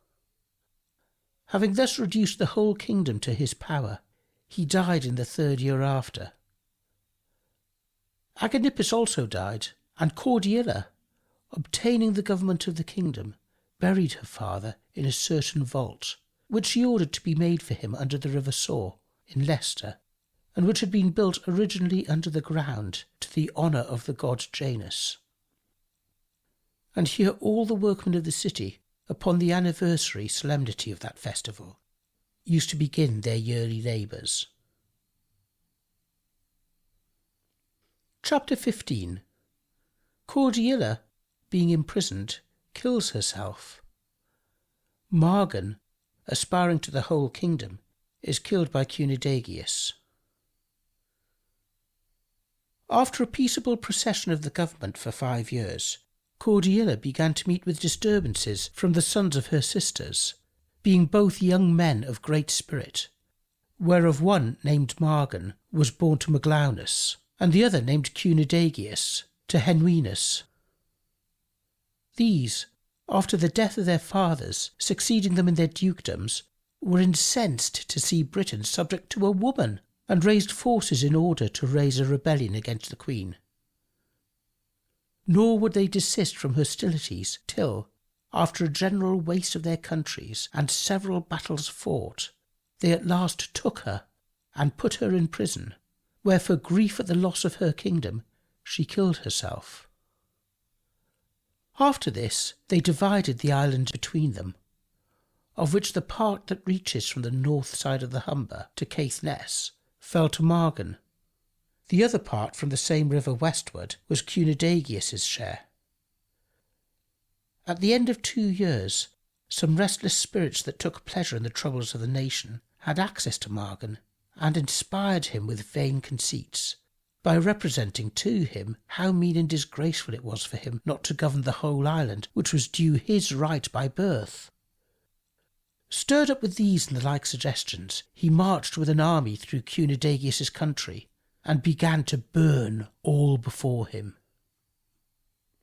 The war thus breaking out, he was met by Cunidagius with all his forces, who attacked Margan, killing no small number of his men, and putting him to flight, pursued him from one province to another, till at last he killed him in a town in Cambria, which, since his death, has been by the country people called Margan to this day. After the victory, Cunidagius gained the monarchy of the whole island, which he governed gloriously for 33 years. At this time flourished the prophets Isaiah and Hosea, and Rome was built upon the 11th of the calendar of May by the 2 brothers Romulus and Remus. Chapter 16. The successors of Cunidagius in the kingdom. Ferrex is killed by his brother Porrex in a dispute for the government. At last Cunidagius dying was succeeded by his son Revallo, a fortunate youth who diligently applied himself to the affairs of the government. In his time it rained blood 3 days together, and there fell vast swarms of flies, followed by a great mortality among the people. After him succeeded Gergustius his son, after him Caecilius, after him Jago the nephew of Gergustius, after him Kinmarchus the son of Caecilius, after him Gorbogudo, who had 2 sons, Ferrex and Porrex. When their father grew old, they began to quarrel about the succession. But Porrex, who was the most ambitious of the 2, formed a design of killing his brother by treachery, which the other discovering escaped and passed over into Gaul. There he procured aid from Suard, king of the Franks, with which he returned and made war upon his brother. Coming to an engagement, Ferrex was killed, and all his forces cut to pieces. When their mother, whose name was Wyden, came to be informed of her son's death, she fell into a great rage and conceived a mortal hatred against the survivor, for she had a greater affection for the deceased than for him, so that nothing else would appease her indignation for his death than her revenging it upon her surviving son. She took therefore her opportunity while he was asleep, fell upon him, and with the assistance of her women tore him to pieces. From that time a long civil war oppressed the people, and the island became divided under the power of 5 kings, who mutually harassed each other.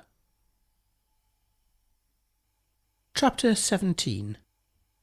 Dunwallo Molmutius gains the sceptre of Britain, from whom came the Molmutine laws. At length arose a youth of great spirit named Dunwallo Molmutius, who was the son of Cloten, king of Cornwall, and excelled all the kings of Britain in valour and gracefulness of person. When his father was dead, he was no sooner possessed of the government of that country that he made war against Imna, king of Lurgris, and killed him in battle.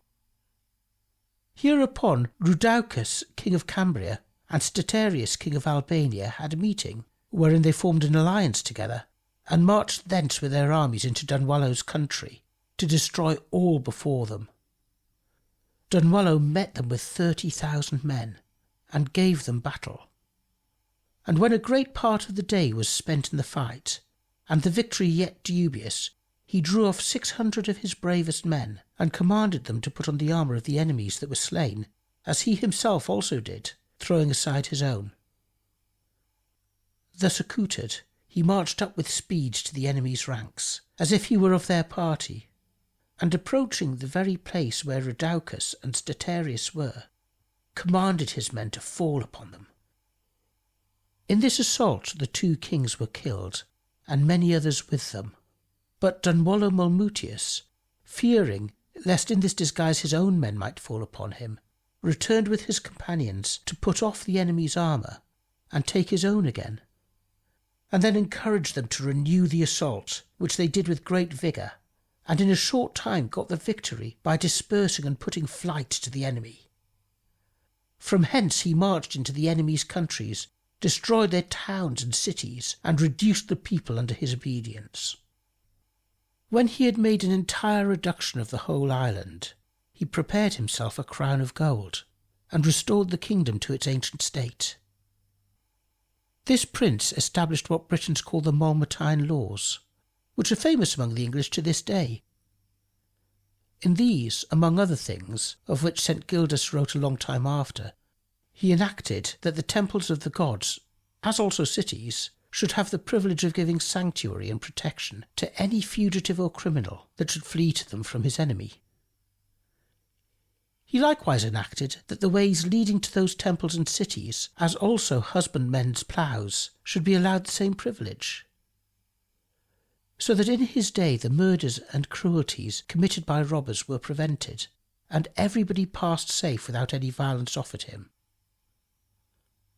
At last, after a reign of 40 years spent in these and other acts of government, he died, and was buried in the city of Trinovantum, near the Temple of Concord, which he himself built, when he first established his laws. End of Book 2, Part 2.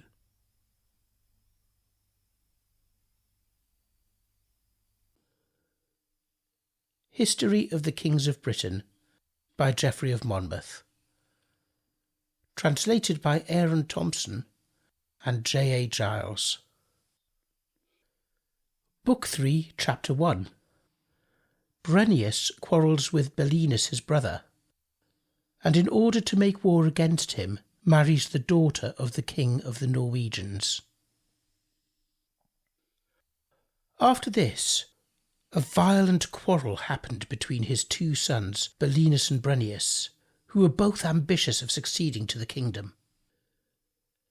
The dispute was which of them should have the honour of wearing the crown. After a great many sharp conflicts that passed between them, the friends of both interposed and brought them to agree on the division of the kingdom on these terms: that Belinus should enjoy the crown of the island, with the dominions of Lurgria, Cambria, and Cornwall, because, according to the Trojan constitution, the right of inheritance would come to him as the elder; and Brennus, as being the younger, should be subject to his brother, and have for his share Northumberland, which extended from the river Humber to Caithness. The covenant therefore being confirmed upon these conditions, they ruled the country for 5 years in peace and justice. But such a state of prosperity could not long stand against the endeavours of faction, for some lying incendiaries gained access to Brennus and addressed him in this manner: "What sluggish spirit has possessed you, that you can bear subjection to Belinus, to whom by parentage and blood you are equal? Besides your experience in military affairs, which you have gained in several engagements, when you so often repulsed Culfus, general of the Morini, in his invasions of our country, and drove him out of your kingdom. Be no longer bound by a treaty which is a reproach to you, but marry the daughter of Elsingius, king of the Norwegians, that with his assistance you may recover your lost dignity." The young man, inflamed with these and the like specious suggestions, hearkened to them and went to Norway, where he married the king's daughter, as his flatterers had advised him. Chapter 2. Brennus's sea fight with Gwilchtlak, king of the Dacians. Gwilchtlak and Brennus's wife are driven ashore and taken by Belinus.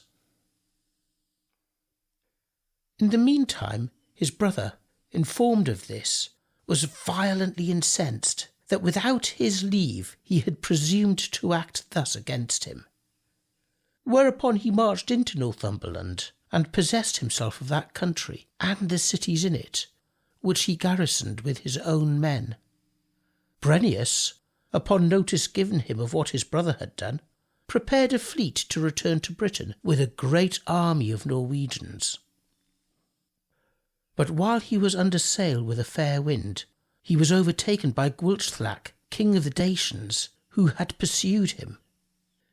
This prince had been deeply in love with the young lady that Brennus had married, and out of mere grief and vexation for the loss of her, had prepared a fleet to pursue Brennus with all expedition. In the sea fight that happened on this occasion, he had the fortune to take the very ship in which the lady was, and brought her in among his companions.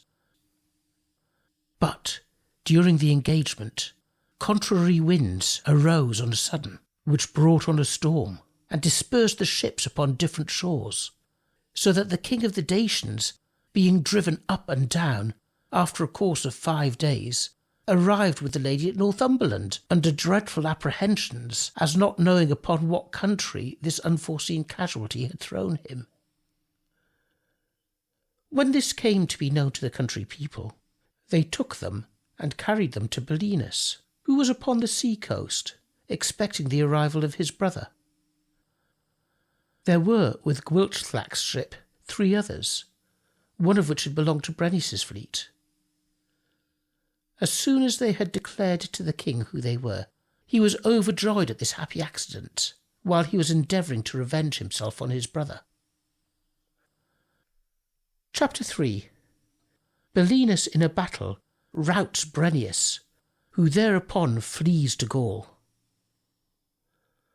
A few days after appeared Brennus, with his fleet again got together, and arrived in Albania, and having received information of the capture of his wife and others, and that his brother had seized the kingdom of Northumberland in his absence, he sent his ambassadors to him to demand the restitution of his wife and kingdom, and, if he refused them, to declare that he would destroy the whole island from sea to sea, and kill his brother whenever he could come to an engagement with him. On the other hand, Belinus absolutely refused to comply with his demands, and assembling together the whole power of the island, went into Albania to give him battle. Brennus, upon advice that he had suffered a repulse, and that his brother was upon his march against him, advanced to meet him in a wood called Calaterium, in order to attack him. When they were arrived on the field of battle, each of them divided his men into several bodies, and approaching one another, began the fight. A great part of the day was spent in it, because on both sides the bravest men were engaged, and much blood was shed by reason of the fury with which they encountered each other. So great was the slaughter that the wounded fell in heaps, like standing corn cut down by reapers. At last, the Britons prevailing, the Norwegians fled with their shattered troops to their ships, but were pursued by Belinus and killed without mercy. 15,000 men fell in the battle, nor were there 1,000 of the rest that escaped unhurt. Brennus, with much difficulty securing one ship, went as fortune drove him to the coasts of Gaul, but the rest that attended him were forced to skulk up and down wherever their misfortunes led them. Chapter 4. The King of Dacia, with Brennus's wife, is released out of prison. Belinus, after this victory, called a council of his nobility to advise with them what he should do with the king of the Dacians, who had sent a message to him out of prison that he would submit himself and the kingdom of Dacia to him, and also pay a yearly tribute, if he might have leave to depart with his mistress. He offered likewise to confirm this covenant with an oath and the giving of hostages.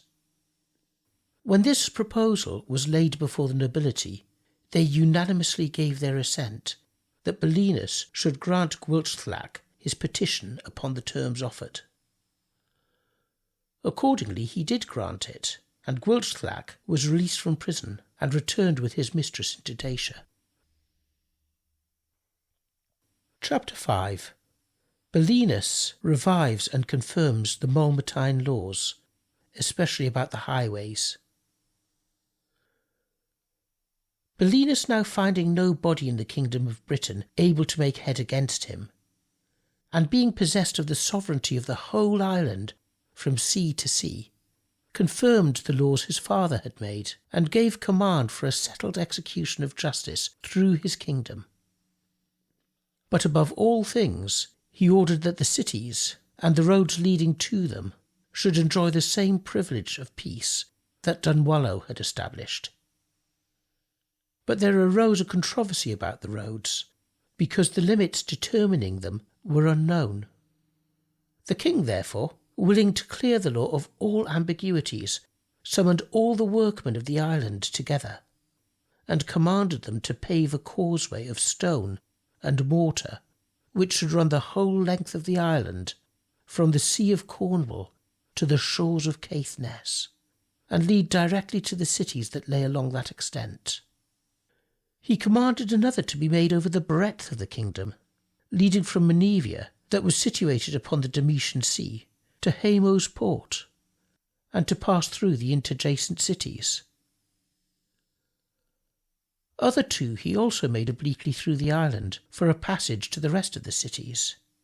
He then confirmed to them all honours and privileges, and prescribed a law for the punishment of any injury committed upon them.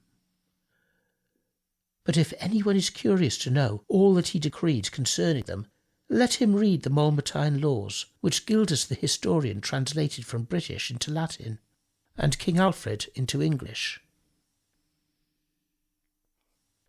Chapter 6.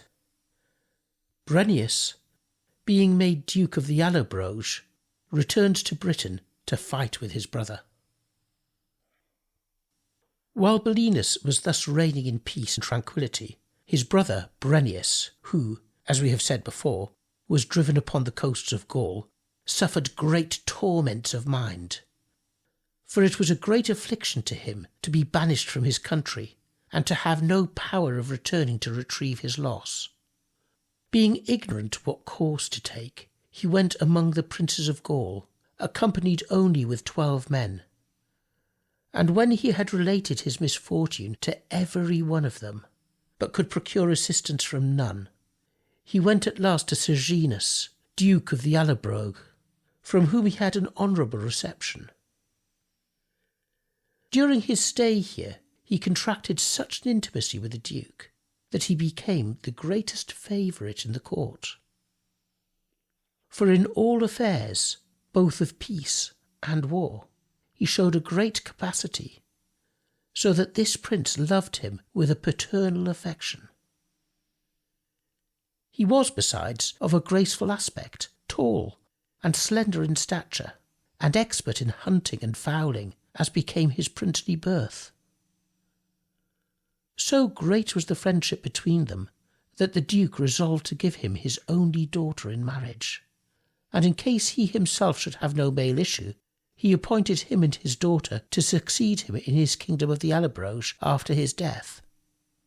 But if he should have a son, then he promised his assistance to advance him to the kingdom of Britain. Neither was this the desire of the Duke only, but of all the nobility of his court, with whom he had very much ingratiated himself. So then, without further delay, the marriage was solemnized, and the princes of the country paid their homage to him as the successor to the throne. Scarcely was the year at an end before the Duke died, and then Brennus took his opportunity of engaging those princes of the country firmly in his interest, whom before he had obliged with his friendship. And he did this by bestowing generously upon them the Duke's treasure, which had been hoarded up from the time of his ancestors. But that which the Allobroge most esteemed him for was his sumptuous entertainments, and keeping an open house for all. Chapter 7. Belinus and Brennus, being made friends by the mediation of their mother, proposed to subdue Gaul. When he had thus gained universal affection, he began to consult with himself how he might take revenge upon his brother Belinus. And when he had signified his intentions concerning it to his subjects, they unanimously concurred with him, and expressed their readiness to attend him to whatever kingdom he pleased to conduct them. He therefore soon raised a vast army, and having entered into a treaty with the Gauls for a free passage through their country into Britain, fitted out a fleet upon the coast of Neustria, in which he set sail, and with a fair wind arrived at the island. Upon hearing the rumour of his coming, his brother Belinus, accompanied with the whole strength of the kingdom, marched out to engage him.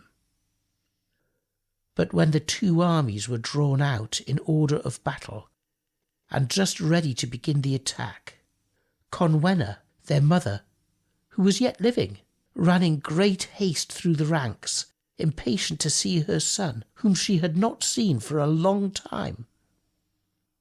As soon, therefore, as she had with trembling steps reached the place where he stood, she threw her arms around his neck, and in transports kissed him.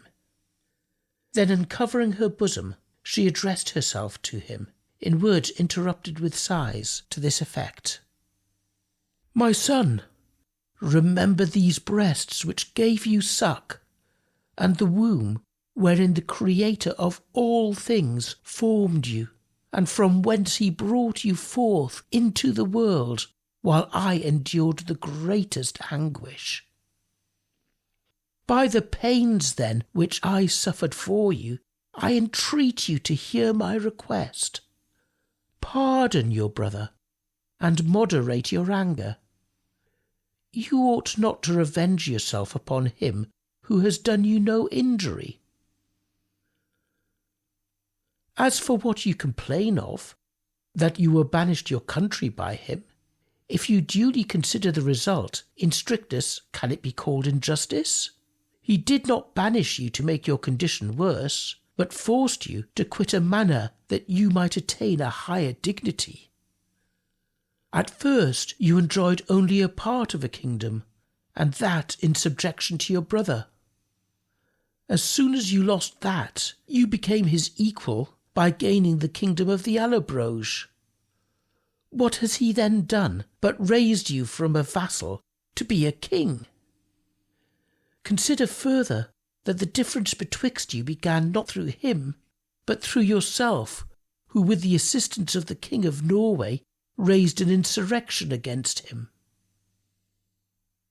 Moved by these representations of his mother, he obeyed her with a composed mind, and, putting off his helmet of his own accord, went straight with her to his brother. Belinus, seeing him approach with a peaceable countenance, threw down his arms and ran to embrace him, so that now, without more ado, they again became friends, and disarming their forces, marched with them peaceably together to Trinovantum. And here, after consultation what enterprise to undertake, they prepared to conduct their confederate army into the provinces of Gaul, and to reduce that entire country to their subjection. Chapter 8. Belinus and Brennus, after the conquest of Gaul, marched with their army to Rome. They accordingly passed over into Gaul the year after, and began to lay waste that country. The news of which spreading through these several nations, all the petty kings of the Franks entered into a confederacy and went out to fight against them. But the victory falling to Belinus and Brennus, the Franks fled with their broken forces, and the Britons and the Allobroge, elevated with their success, ceased not to pursue them till they had taken their kings and reduced them to their power. Then, fortifying the cities which they had taken, in less than a year they brought the whole kingdom into subjection. At last, after a reduction of all the provinces, they marched with their whole army towards Rome, and destroyed the cities and villages as they passed through Italy. Chapter 9. The Romans make a covenant with Brennus, but afterwards break it, for which reason Rome is besieged and taken by Brennus. In those days the two consuls of Rome were Gabius and Porsena, to whose care the government of the country was committed. When they saw that no nation was able to withstand the power of Belinus and Brennus, they came, with the consent of the Senate, to them to desire peace and amity. They likewise offered large presents of gold and silver, and to pay a yearly tribute, on condition that they might be suffered to enjoy their own in peace. The two kings, therefore, taking hostages of them, yielded to their petition, and drew back their forces into Germany.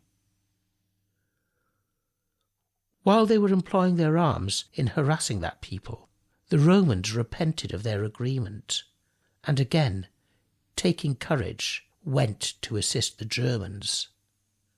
This step highly enraged the kings against them, who concerted measures how to carry on a war with both nations, for the greatness of the Italian army was a terror to them. The result of their counsel was that Belinus with the Britons stayed in Germany to engage with the enemy there, while Brennus and his army marched to Rome to revenge on the Romans their breach of treaty. As soon as the Italians perceived their design, they quitted the Germans and hastened to get before Brennus in his march to Rome. Belinus had intelligence of it, and speedily marched with his army the same night, and possessing himself of a valley through which the enemy was to pass, they hid there in expectation of their coming. The next day the Italians came in full march to the place. But when they saw the valley glittering with the enemy's armour, they were struck with confusion, thinking Brennus and the Galli-Sason were there. At this favourable opportunity, Belinus, on a sudden, rushed forth and fell furiously upon them. The Romans, on the other hand, thus taken by surprise, fled the field, since they neither were armed nor marched in any order. But Belinus gave them no quarter, and was only prevented by night coming on from making a total destruction of them. With this victory he went straight to Brennus, who had now besieged Rome 3 days.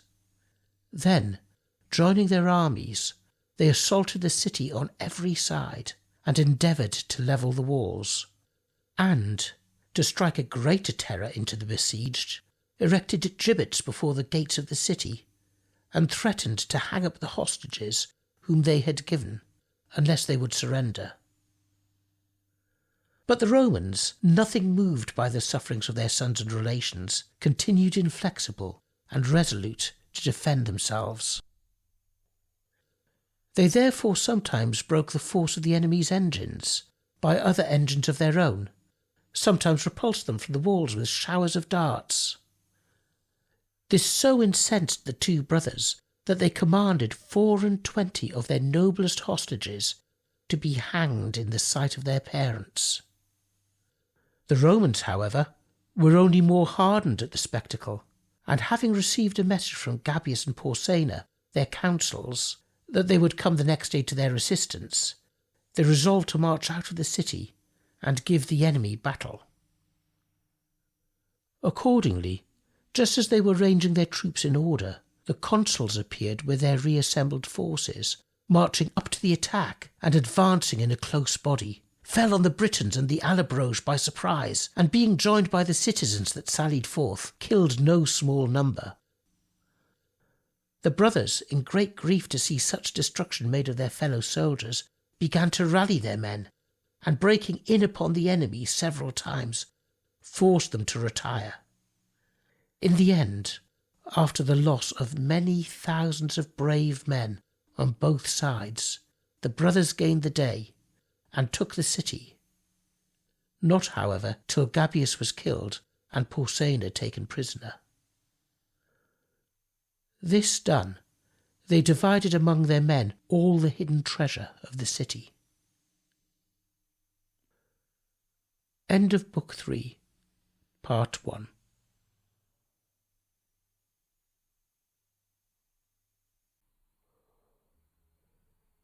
Chapter 10.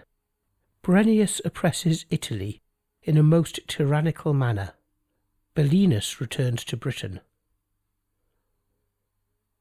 After this complete victory, Brennus stayed in Italy, where he exercised unheard of tyranny over the people. But the rest of his actions and his death, seeing that they are given in the Roman histories, I shall here pass over, to avoid prolixity and meddling with what others have treated of, which is foreign to my design. But Belinus returned to Britain, which he governed during the remainder of his life in peace. He repaired the cities that were falling to ruin, and built many new ones. Among the rest, he built one upon the river Usk, near the Sea of the Severn, which was, for a long time, called Kairosk, and was the metropolis of Demetis. But after the invasion of the Romans, it lost its first name, and was called the City of Legions, from the Roman legions which used to take up their winter quarters in it. He also made a gate of wonderful structure in Trinovantum, upon the bank of the Thames, which the citizens call after his name, Bellingsgate, to this day. Over it he built a prodigiously large tower, and under it a haven or quay for ships. He was a strict observer of justice, and re-established his father's laws everywhere throughout the kingdom. In his days there was so great an abundance of riches among the people that no age before or after is said to have shown the like. At last, when he had finished his days, his body was burnt, and the ashes put up in a golden urn, which they placed at Trinovantum with wonderful art on the top of the tower above mentioned. Chapter 11. Gurgwint Brabtruck, succeeding his father Belinus, reduces Dacia, which was trying to shake off his yoke. He was succeeded by Gurgwint Babtruck, his son, a sober, prudent prince, who followed the example of his father in all his actions, and was a lover of peace and justice. When some neighbouring provinces rebelled against him, inheriting with them the bravery of his father, he repressed their insolence in several fierce battles, and reduced them to a perfect subjection. Among many other things, it happened that the king of the Dacians, who paid tribute in his father's time, refused not only tribute, but all manner of homage to him. This he seriously resented, and passed over in a fleet to Dacia, where he harassed the people with a most cruel war, slew their king, and reduced the country to its former dependence. Chapter 12. Ireland is given to be inhabited by the Barclenses, who had been banished out of Spain. At that time, as he was returning home from his conquest through the Orkney Islands, he found 30 ships full of men and women. And upon inquiring of them the occasion of their coming thither, their leader, named Partholoim, approached him in a respectful and submissive manner, and desired pardon and peace, telling him that he had been driven out of Spain, and was sailing round these seas in quest of a habitation.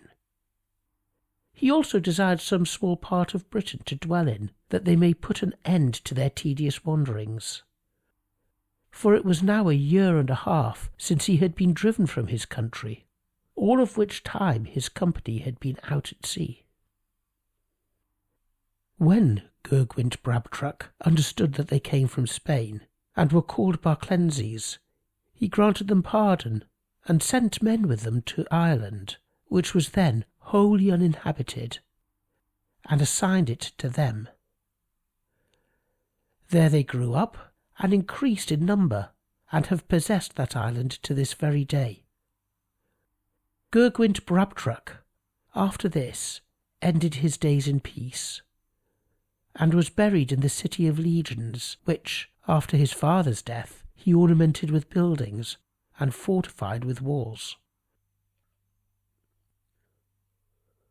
Chapter 13. Gwythelin, reigning after Gurgwint Brabtruck. The Martian law is instituted by Marcia, a noblewoman. After him, Gwythelin wore the crown, which he enjoyed all his life, treating his subjects with mildness and affection. He had for his wife a noble lady named Marcia, accompanied in all kinds of learning. Among many other admirable productions of her wit, she was also the author of what the Britons call the Martian law. This, also among other things, King Alfred translated, and called it in the Saxon tongue Pa Mapchekli Lager. Upon the death of Gwythelin, the government of the kingdom remained in the hands of this queen and her son Caecilius, who was then but 7 years old, and therefore unfit to take the government upon himself alone. Chapter 16. Gwythelin's successors in the kingdom. For this reason, the mother had the sole management of affairs committed to her, out of a regard for her great sense and judgment. But on her death, Caecilius took the crown and government. After him reigned Cimerus his son, to whom succeeded Danius his brother. After his death, the crown came to Morvidus, whom he had by his concubine Tagastella. He would have been a prince of extraordinary worth had he not been addicted to immoderate cruelty, so far that in his anger he spared nobody if any weapon were at hand.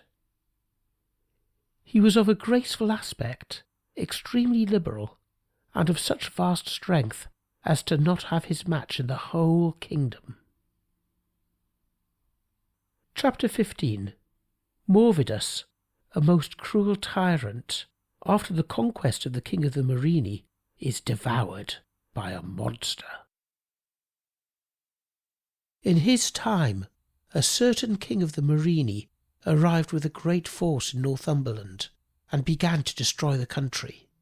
But Morvidus, with all the strength of the kingdom, marched out against him and fought him.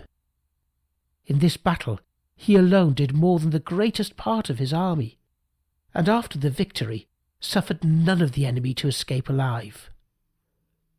For he commanded them to be brought to him, one after another, that he might satisfy his cruelty in seeing them killed.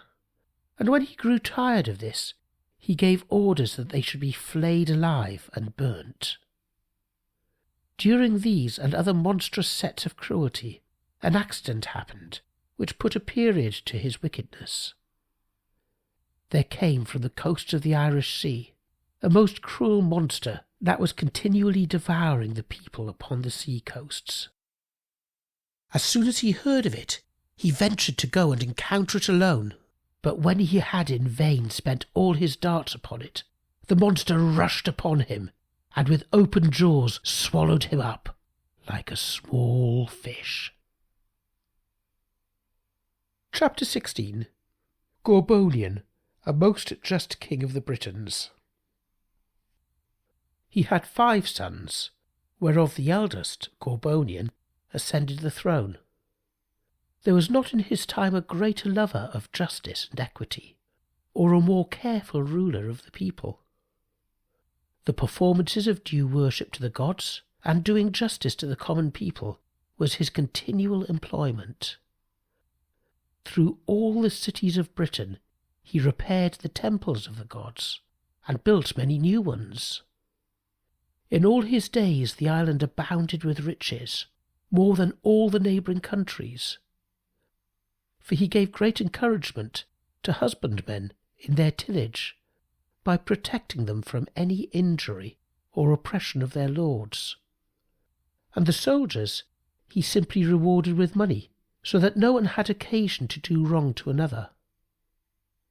Amidst these and many other acts of his innate goodness, he paid the debt of nature, and was buried at Trinovantum. Chapter 17. Arthgallo is deposed by the Britons, and is succeeded by Elidure, who restores him again his kingdom. After him, Arthgallo, his brother, was dignified with the crown, and in all his actions he was the very reverse of his brother. He everywhere endeavoured to depress the nobility, and advance the baser sort of the people. He plundered the rich, and by these means amassed vast treasures. But the nobility, disdaining to bear his tyranny any longer, made an insurrection against him and deposed him, and then advanced Elidure his brother, who was afterwards surnamed the Pious, on account of his commiseration to Arthgallo in distress.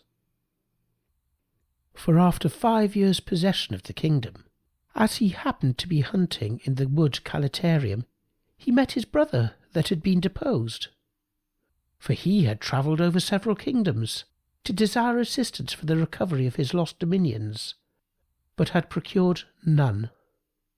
And being now no longer able to bear the poverty to which he was reduced, he returned back to Britain, with a design to repair to those who had been formerly his friends.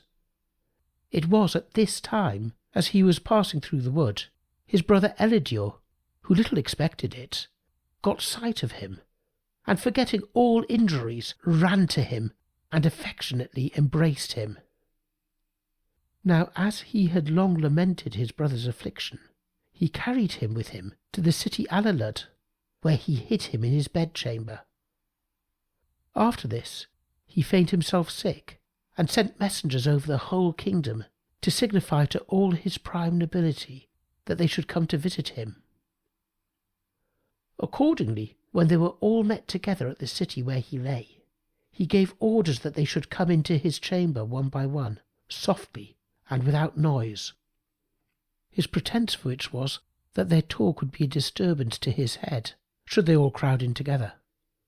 Thus, in obedience to his commands, and without the least suspicion of any design, they entered his house, one after another. But Elidure had given charge to his servants, who were set ready for the purpose, to take each of them as they entered, and cut off their heads, unless they would again submit themselves to Arthgallo, his brother. Thus he did with every one of them apart, and compelled them, through fear, to be reconciled to Arthgallo. At last, the agreement being ratified, Elidure conducted Arthgallo to York, where he took the crown from his own head and put it on that of his brother. From this act of extraordinary affection to his brother, he obtained the surname of Pius. Arthgallo, after this, reigned 10 years, and made amends for his former maladministration by pursuing measures of an entirely opposite tendency, in depressing the baser sort and advancing men of good birth, in suffering every one to enjoy his own, and exercising strict justice towards all men. At last, sickness seizing him, he died, and was buried in the city Lear. Chapter 18.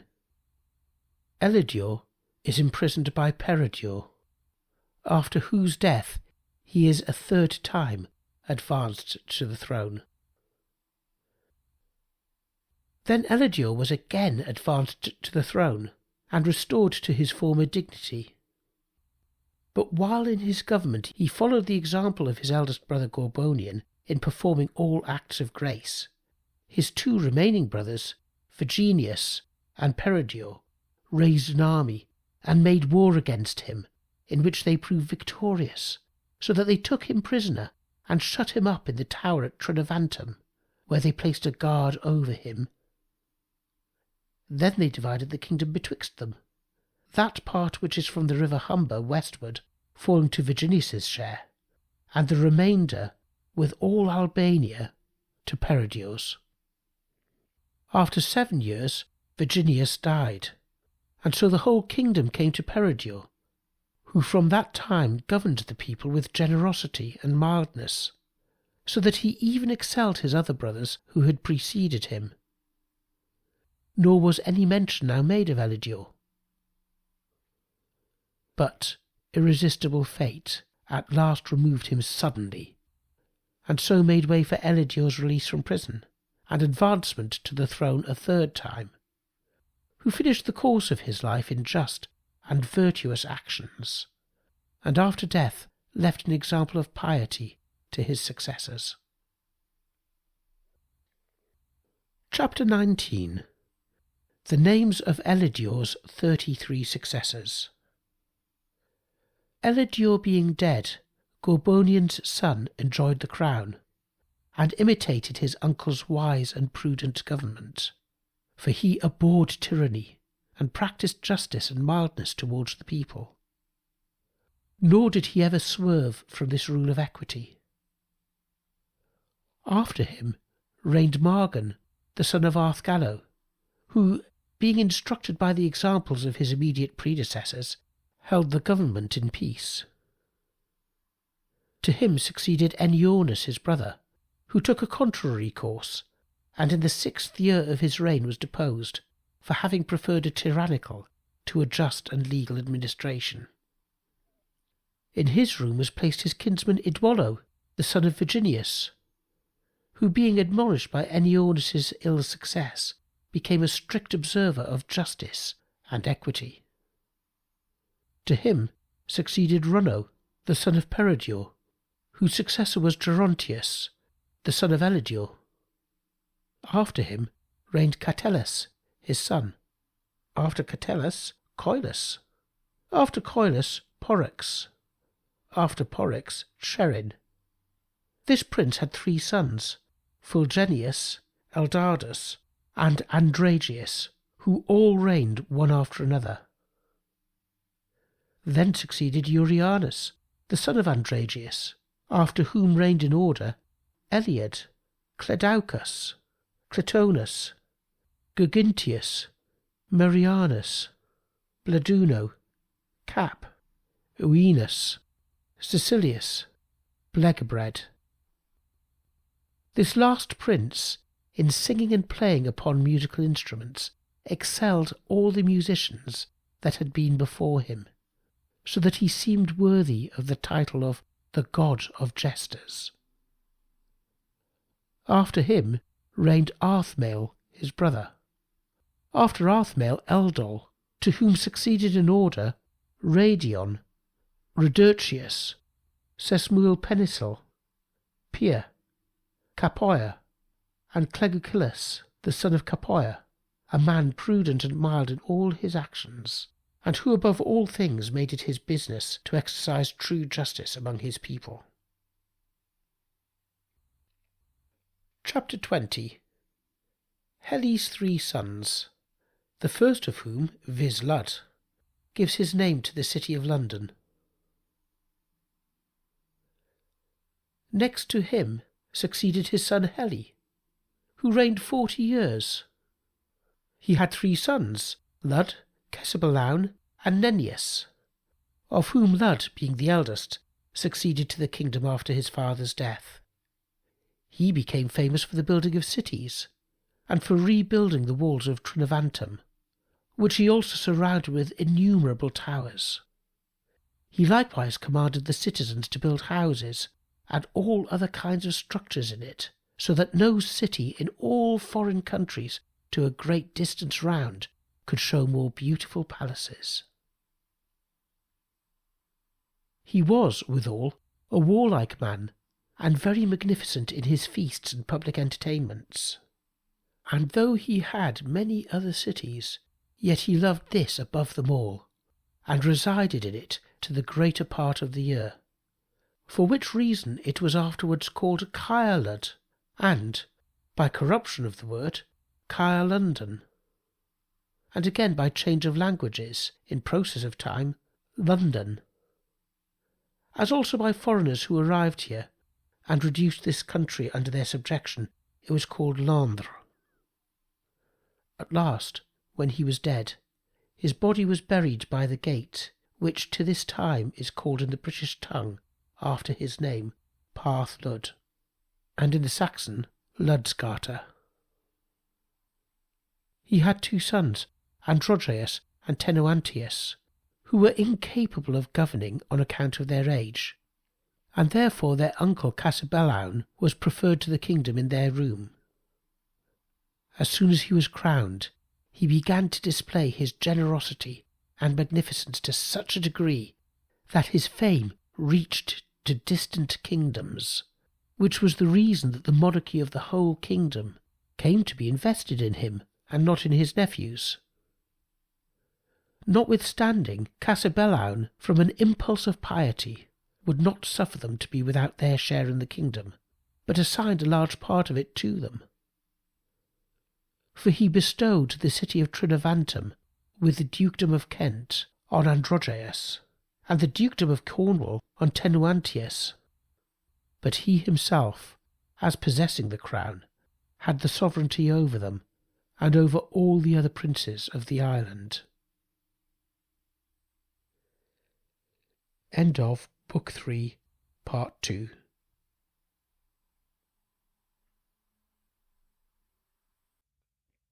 History of the Kings of Britain by Geoffrey of Monmouth.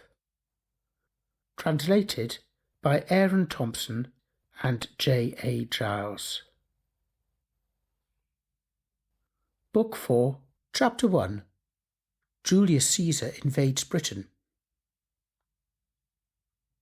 About this time it happened, as is found in the Roman histories, that Julius Caesar, having subdued Gaul, came to the shore of the Rutini. And when from thence he had got a prospect of the island of Britain, he inquired of those about him what country it was, and what people inhabited it.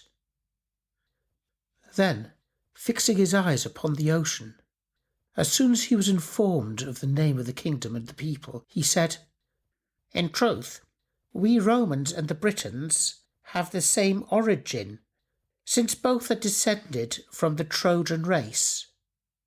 Our first father, after the destruction of Troy, was Aeneas. Theirs, Brutus, whose father was Silvius, the son of Ascanius, the son of Aeneas. But I am deceived if they are not very much degenerated from us, and know nothing of the art of war, since they live separated by the ocean from the whole world. They may easily be forced to become our tributaries, and subject to the Roman state. But before the Romans offer to invade or assault them, we must send them word that they pay tribute as other nations do, and submit themselves to the Senate, for fear we should violate the ancient nobility of our father Priamus by shedding the blood of our kinsmen. All of which he accordingly took care to signify by writing to Cassibelan, who in great indignation returned him an answer in the following letter. Chapter 2. Cassibelan's letter to Julius Caesar. Cassibelan, king of the Britons, to Gaius Julius Caesar. We cannot but wonder, Caesar, at the avarice of the Roman people, since their insatiable lust for money cannot let us alone, though the dangers of the ocean have placed us in a manner out of the world. But they must have the presumption to covet our substance, which we have hitherto enjoyed in quiet. Neither is this indeed sufficient. We must also choose subjection and slavery to them before the enjoyment of our native liberty. Your demand, therefore, Caesar, is scandalous, since the same vein of nobility flows from Aeneas in both Britons and Romans, and one and the same chain of consanguinity unites us, which ought to be a band of firm union and friendship. It was that which you should have demanded of us, and not slavery. We have learned to admit of the one, but never to bear the other. And so much have we been accustomed to liberty, that we are perfectly ignorant what it is to admit to slavery. And if even the gods therefore should attempt to deprive us of our liberty, we would, to the utmost of our power, resist them in defence of it. Know then, Caesar, that we are ready to fight for that and our kingdom, if, as you threaten, you shall attempt to invade Britain. Chapter 3. Caesar is routed by Cassibelan. On receiving this answer, Caesar made ready his fleet, and waited for a fair wind to execute his threats against Cassibelan. As soon as the wind stood fair, he hoisted his sails, and arrived with his army at the mouth of the river Thames. The ships were now just come close to land, when Cassibelan, with all his forces, appeared on his march against them. And coming to the town of Durabellum, he consulted with his nobility how to drive out the enemy. There was present with him Belinus, general of his army, by whose counsel the whole kingdom was governed.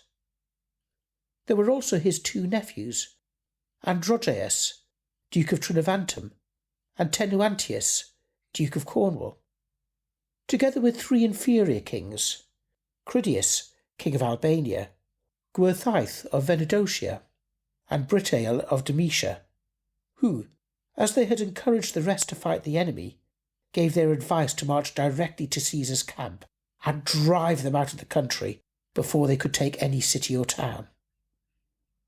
For if he should possess himself of any fortified places, they said it would be more difficult to force him out, because he would then know whither to make a retreat with his men. To this proposal they all agreed, and advanced towards the shore where Julius Caesar had pitched his camp. And now both armies drew out in the order of battle, and began the fight, wherein both bows and swords were employed. Immediately the wounded fell in heaps on each side, and the ground was drenched with the blood of the slain, as much as if it had been washed with the sudden return of the tide. While the armies were thus engaged, it happened that Nennius and Androgeus, with the citizens of Canterbury and Trinovantum, whom they commanded, had the fortune to meet with the troop in which Caesar himself was present. And upon an assault made, the general's cohorts were very nearly routed by the Britons, falling upon them in a close body.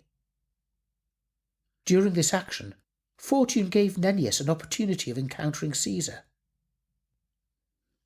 Nennius, therefore, boldly made up to him, and was in great joy that he could but give so much as one blow to so great a man. On the other hand, Caesar, being aware of his design, stretched out his shield to receive him, and with all his might struck him upon the helmet with his drawn sword, which he lifted up again with an intention to finish the first blow and make it mortal. But Nennius carefully prevented him with his shield, upon which Caesar's sword, glancing with great force from the helmet, became so firmly fastened therein that when, by the intervention of the troops, they could no longer continue the encounter, the general was not able to draw it out again. Nennius, thus becoming master of Caesar's sword, threw away his own, and pulling the other out, made haste to employ it against the enemy. Whomsoever he struck with it, he either cut off his head or left him wounded without hope of recovery. While he was thus exerting himself, he was met by Labienus, a tribune, whom he killed at the very beginning of the encounter. At last, after the greatest part of the day was spent, the Britons poured in so fast and made such vigorous efforts that by the blessing of God they obtained the victory. And Caesar, with his broken forces, retired to his camp in fleet.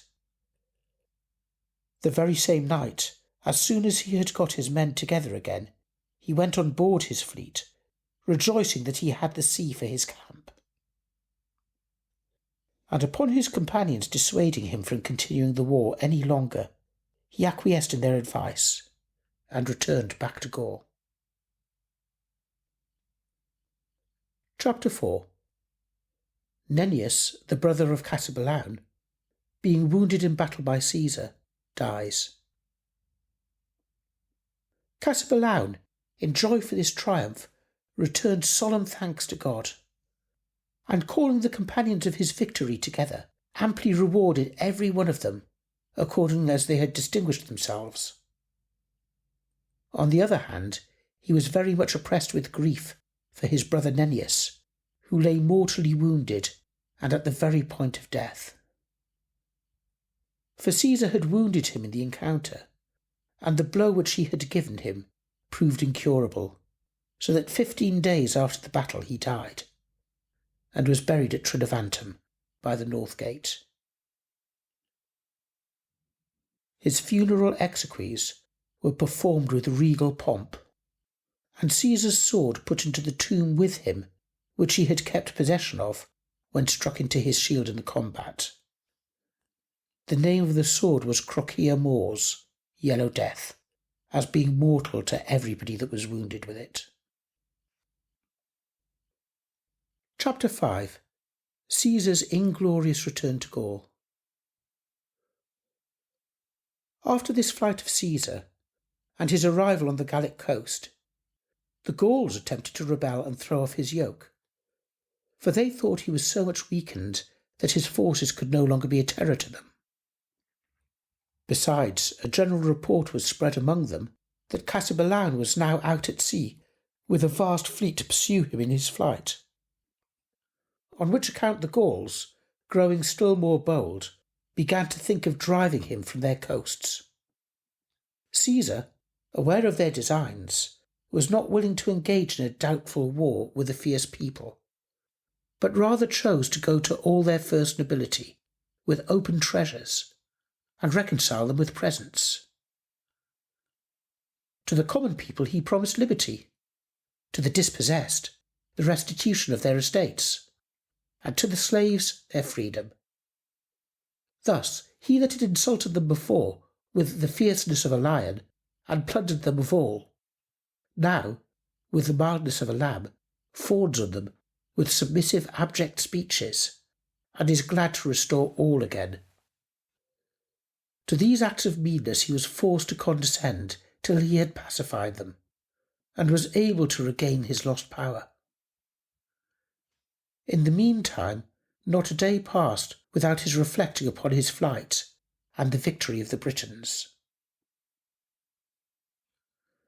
Chapter 6. Cassibellaun forms a stratagem for sinking Caesar's ships.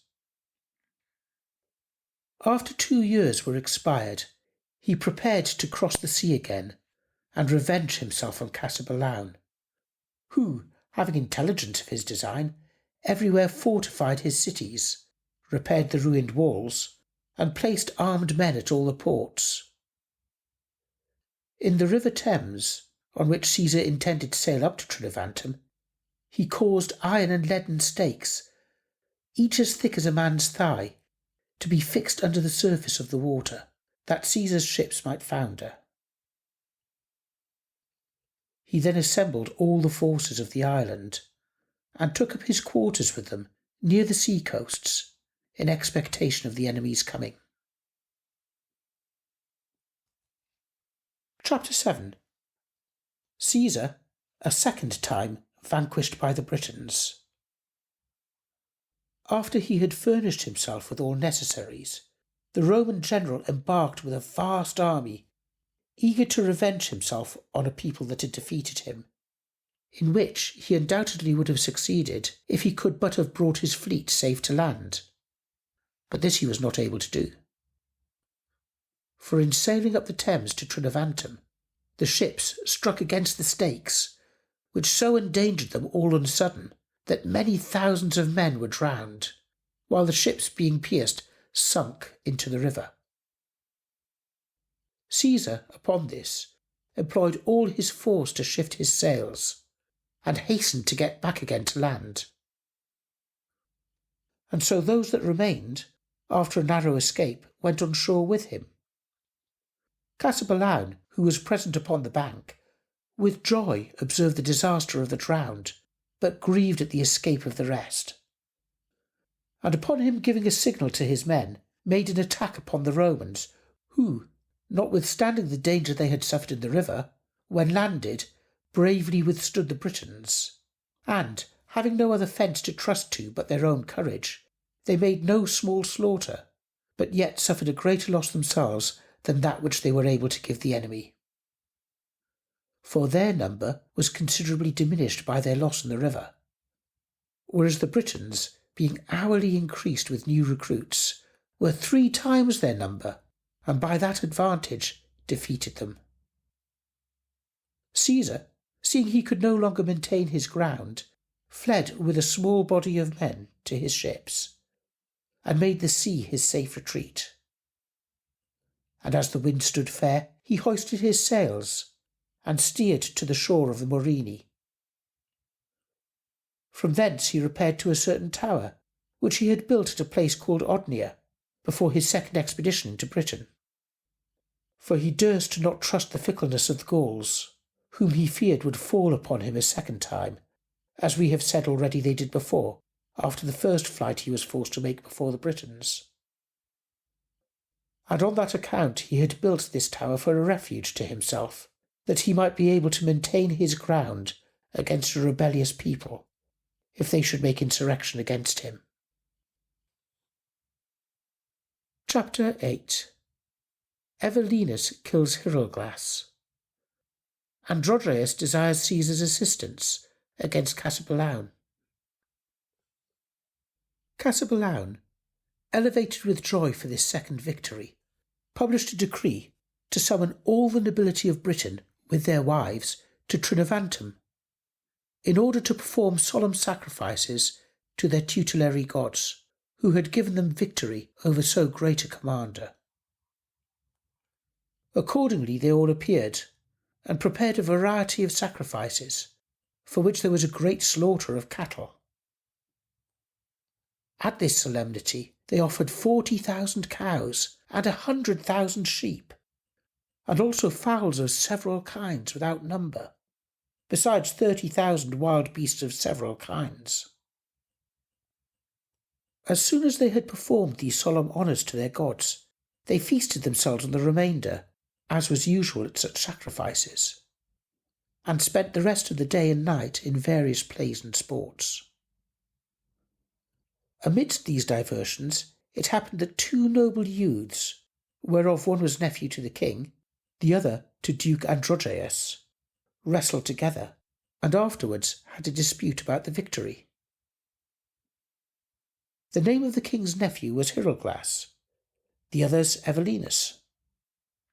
As they were reproaching each other, Evelinus snatched up his sword and cut off the head of his rival. This sudden disaster put the whole court into a consternation, upon which the king ordered Evelinus to be brought before him, that he might be ready to undergo such punishment as the nobility should determine, and that the death of Hieroglas may be revenged upon him if he were unjustly killed.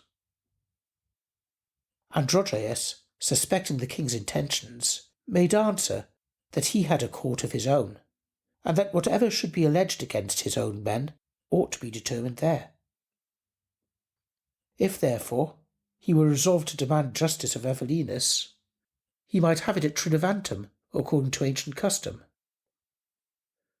Cassibellaun, finding he could not attain his ends, threatened Androgeus to destroy his country with fire and sword if he would not comply with his demands. But Androgeus, now incensed, scorned all compliances with him. On the other hand, Cassibellaun, in a great rage, hastened to make good his threats and ravage the country. This forced Androgeus to make use of daily solicitations to the king, by means of such as were related to him or intimate with him, to divert his rage. But when he found these methods ineffectual, he began in earnest to consider how to oppose him.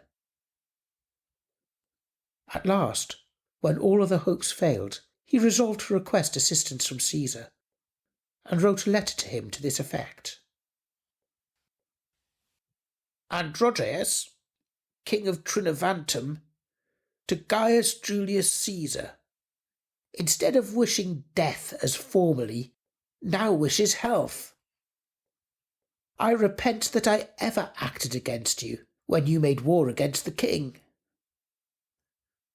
Had I never been guilty of such exploits, you would have vanquished Cassibellaun, who is so swollen with pride since his victory, that he is endeavouring to drive me out of his coasts, who procured him that triumph. Is this a fit reward for my services? I have settled him in an inheritance, and he endeavours to disinherit me. I have a second time restored him to the kingdom, and he endeavours to destroy me. All this I have done for him in fighting against you. I call the gods to witness I have not deserved his anger, unless I can be said to deserve it for refusing to deliver up my nephew, whom he would have condemned to die unjustly. Of which, that you may better be able to judge, hear this account of the matter. It happened that for joy of the victory we performed solemn honours to our tutelary gods, in which, after we had finished our sacrifices, our youth began to divert themselves with sports.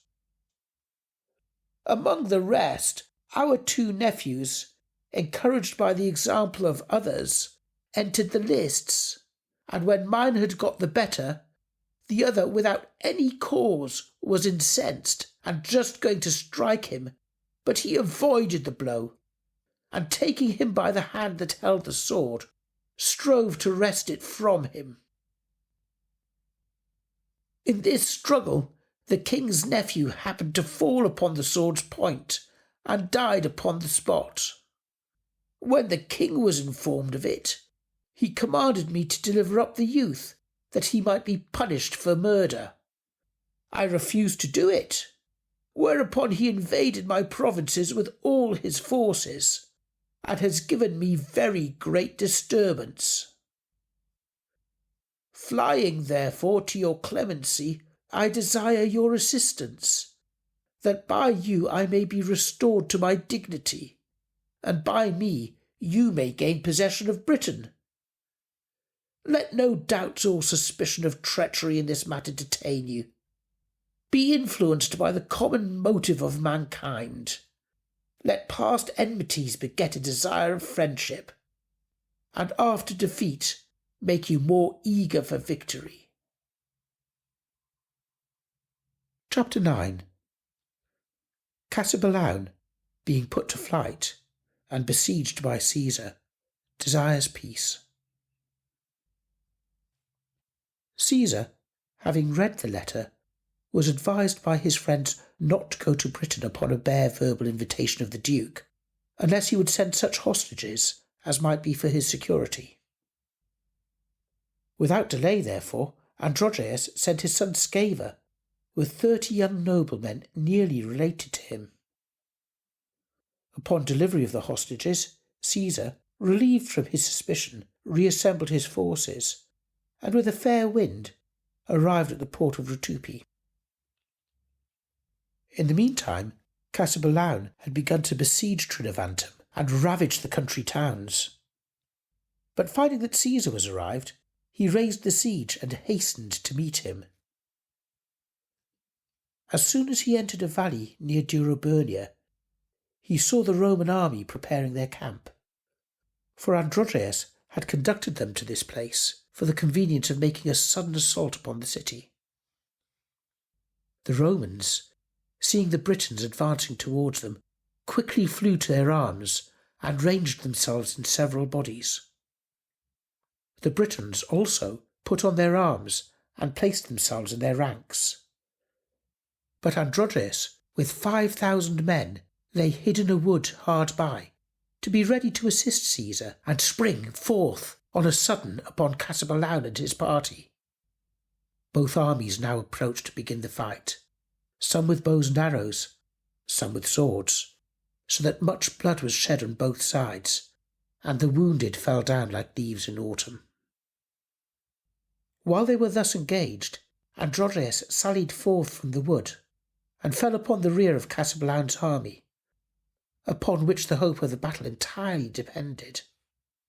And now, what with the breach which the Romans had made through them just before, what with the furious eruption of their own countrymen, they were no longer able to stand their ground, but were obliged with their broken forces to quit the field. Near the place stood a rocky mountain, on the top of which was a thick hazel wood. Hither Cassibellaun fled with his men after he found himself worsted, and having climbed up to the top of the mountain, bravely defended himself and killed the pursuing enemy. For the Roman forces with those of Androgeus pursued him to disperse his flying troops, and climbing up the mountain after them, made many assaults, but all to little purpose.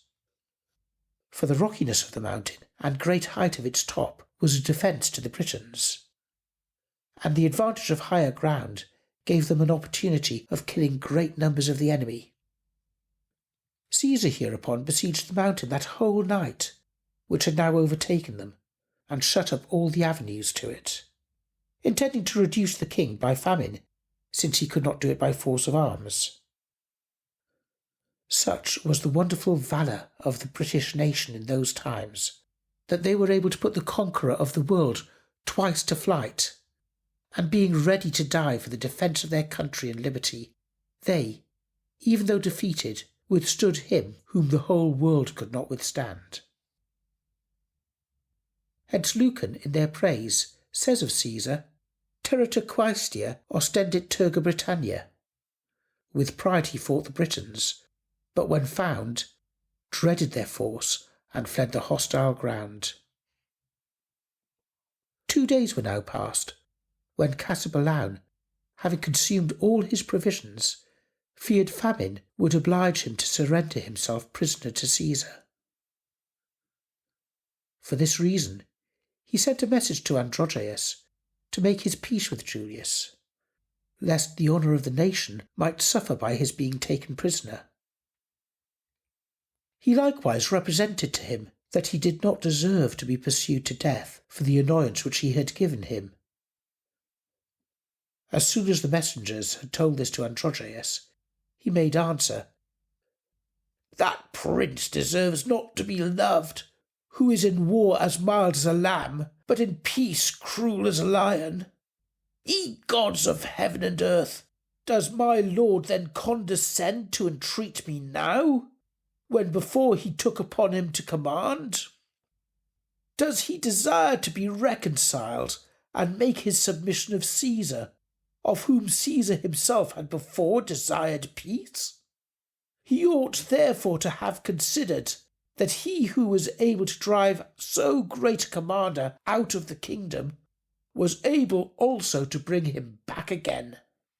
I ought not to have been so unjustly treated, who had then done him so much service, as well as now so much injury. He must be mad who either injures or reproaches his fellow soldiers by whom he defeats the enemy. The victory is not the commander's, but theirs who lose their blood in fighting for him. However, I will procure him peace if I can, for the injury which he has done me is sufficiently revenged upon him, since he sues for mercy to me." Chapter 10. Androgeus' speech to Caesar. Androgeus, after this, went to Caesar, and after a respectful salutation addressed him in this manner: "You have sufficiently revenged yourself upon Cassibellaun, and now let clemency take place of vengeance. What more is there to be done that he make his submission and pay tribute to the Roman state?"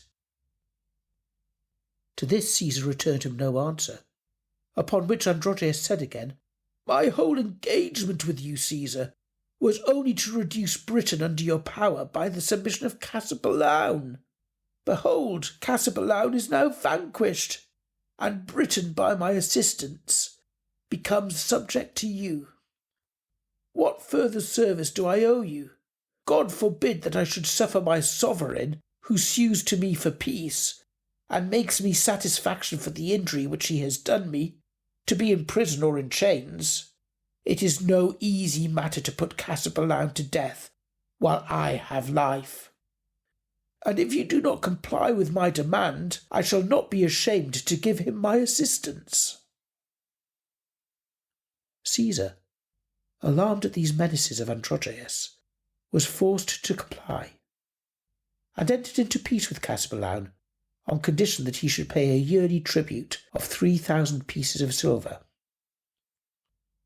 So then, Julius and Cassibellaun from this time became friends, and made presents to each other. After this, Caesar wintered in Britain, and the following spring returned into Gaul. At length he assembled all his forces and marched towards Rome against Pompey. End of Book 4, Part 1.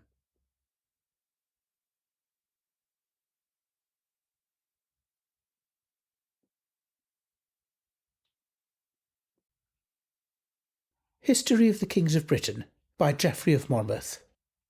Translated by Aaron Thompson and J. A. Giles. Chapter 11. Tenuantius is made King of Britain after Cassibellaun.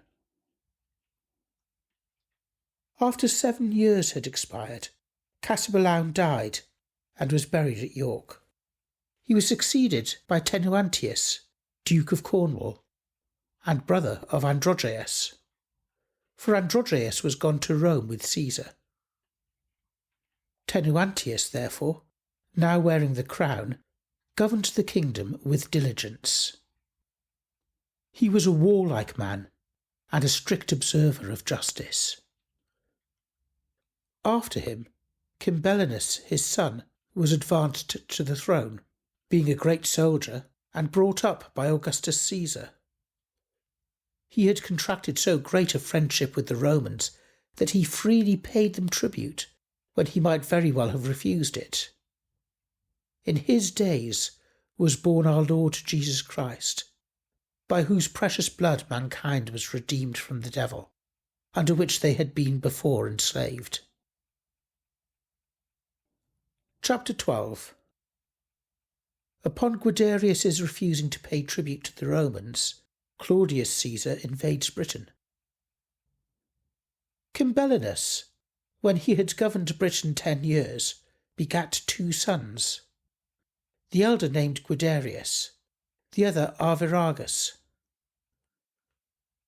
After his death, the government fell to Guiderius. This prince refused to pay tribute to the Romans, for which reason Claudius, who was now emperor, marched against him.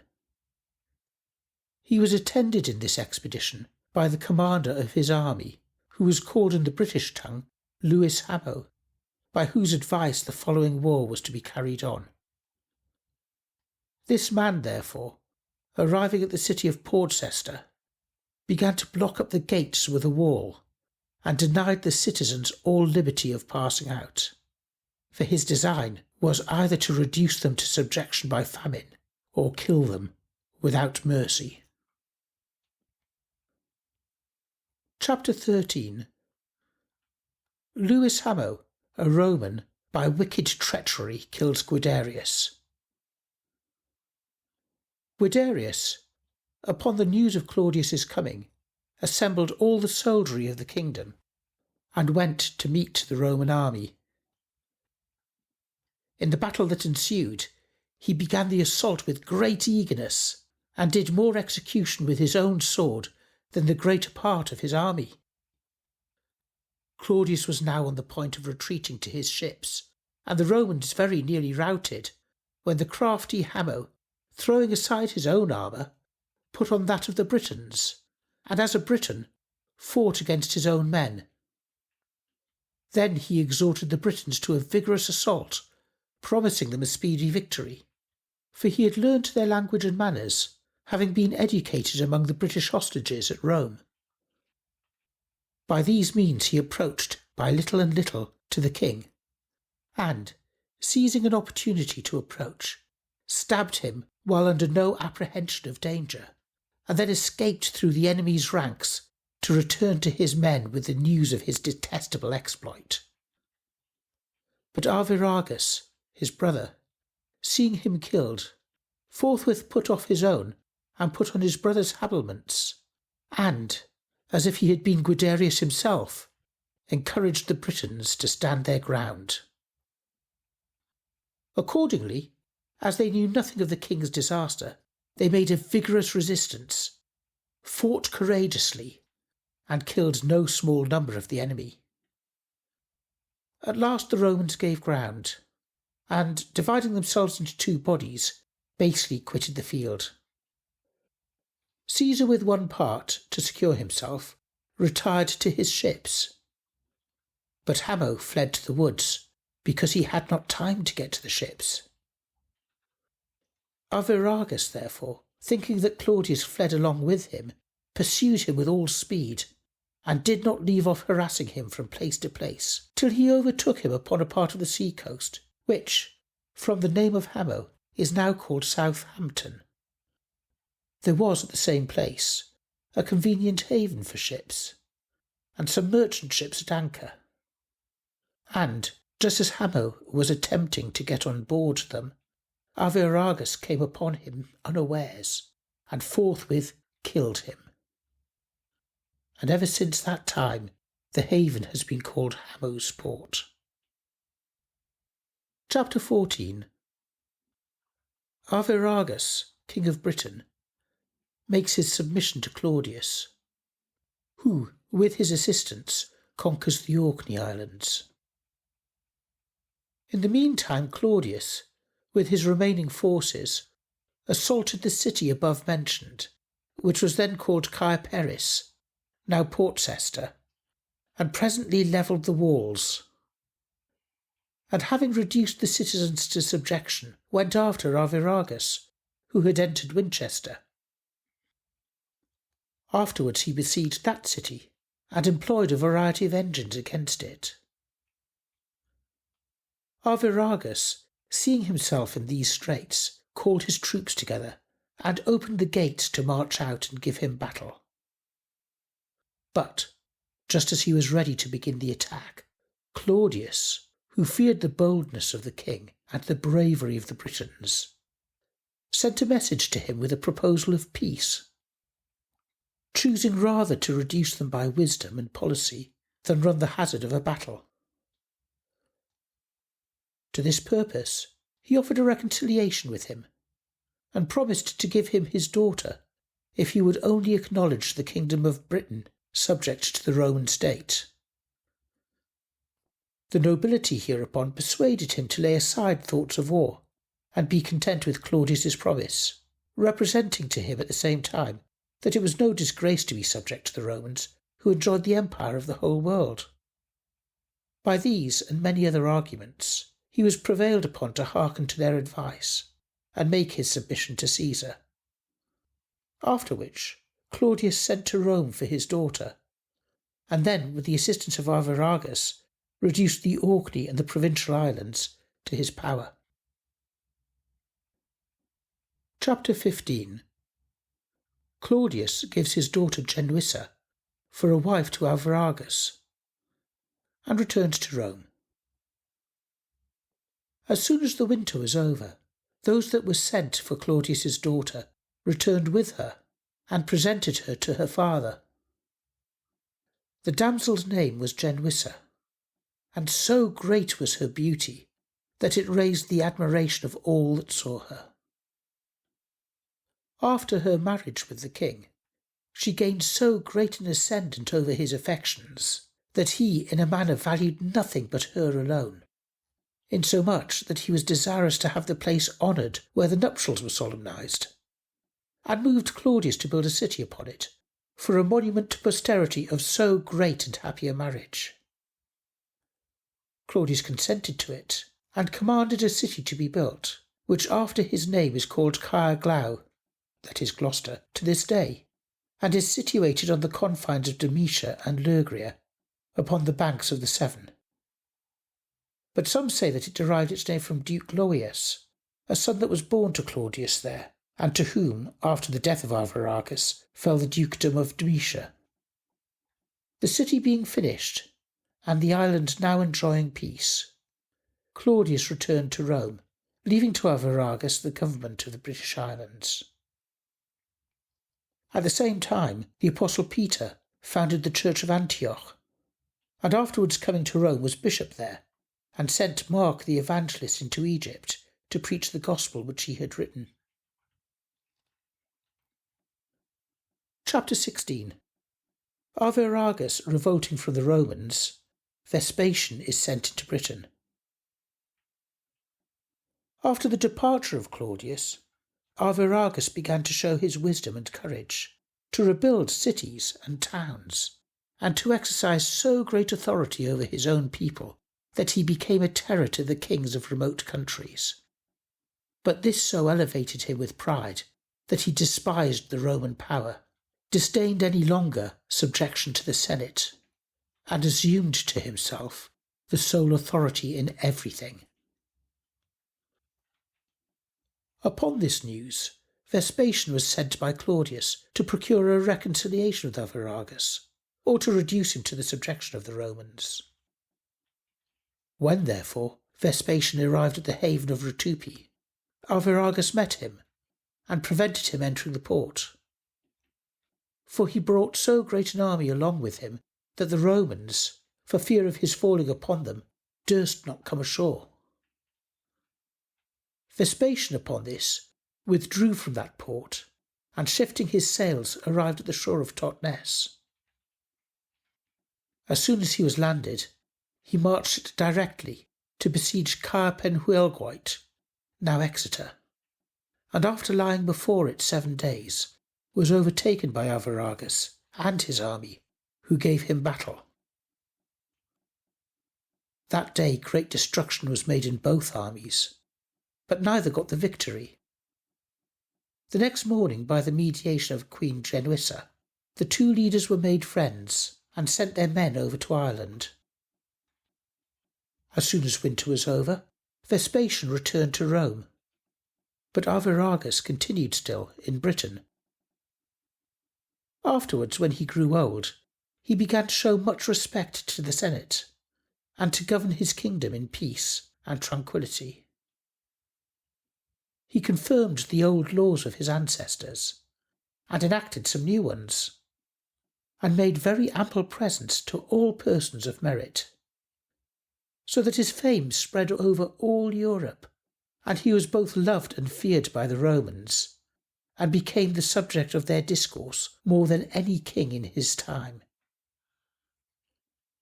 Hence Juvenal relates how a certain blind man, speaking of a turbot that was taken, said, Regum aliquem capies aut ditemino Britanno decidet Arviragus. Arviragus shall from his chariot fall, or thee his lord some captive king shall call. In war, none was more fierce than he. In peace, none more mild, none more pleasing, or in his presence more magnificent. When he had finished his course of life, he was buried at Gloucester in a certain temple which he had built and dedicated to the honour of Claudius. Chapter 17.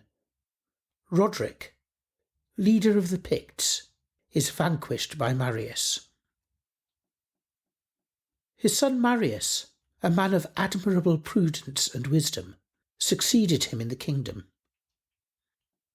In his reign, a certain king of the Picts, named Roderick, came from Scythia with a great fleet, and arrived in the north part of Britain, which is called Albania, and began to ravage that country. Marius, therefore, raising an army, went in quest of him, and killed him in battle, and gained the victory. For a monument of which he set up a stone in the province, which from his name was afterwards called Westmoreland, where there is an inscription retaining his memory to this day. He gave the conquered people that came with Roderick liberty to inhabit that part of Albania, which is called Caithness, that had been a long time desert and uncultivated. And as they had no wives, they desired to have the daughters and kinswomen of the Britons. But the Britons refused, disdaining to unite with such a people. Having suffered a repulse here, they sailed over into Ireland and married the women of that country, and by their offspring increased their number. But let thus much suffice concerning them, since I do not propose to write the history of this people or of the Scots, who derived their original from them and the Irish. Marius, after he had settled the island in perfect peace, began to love the Roman people, paying the tribute that was demanded of him, and in imitation of his father's example practised justice, law, peace, and everything that was honourable in his kingdom. Chapter 18.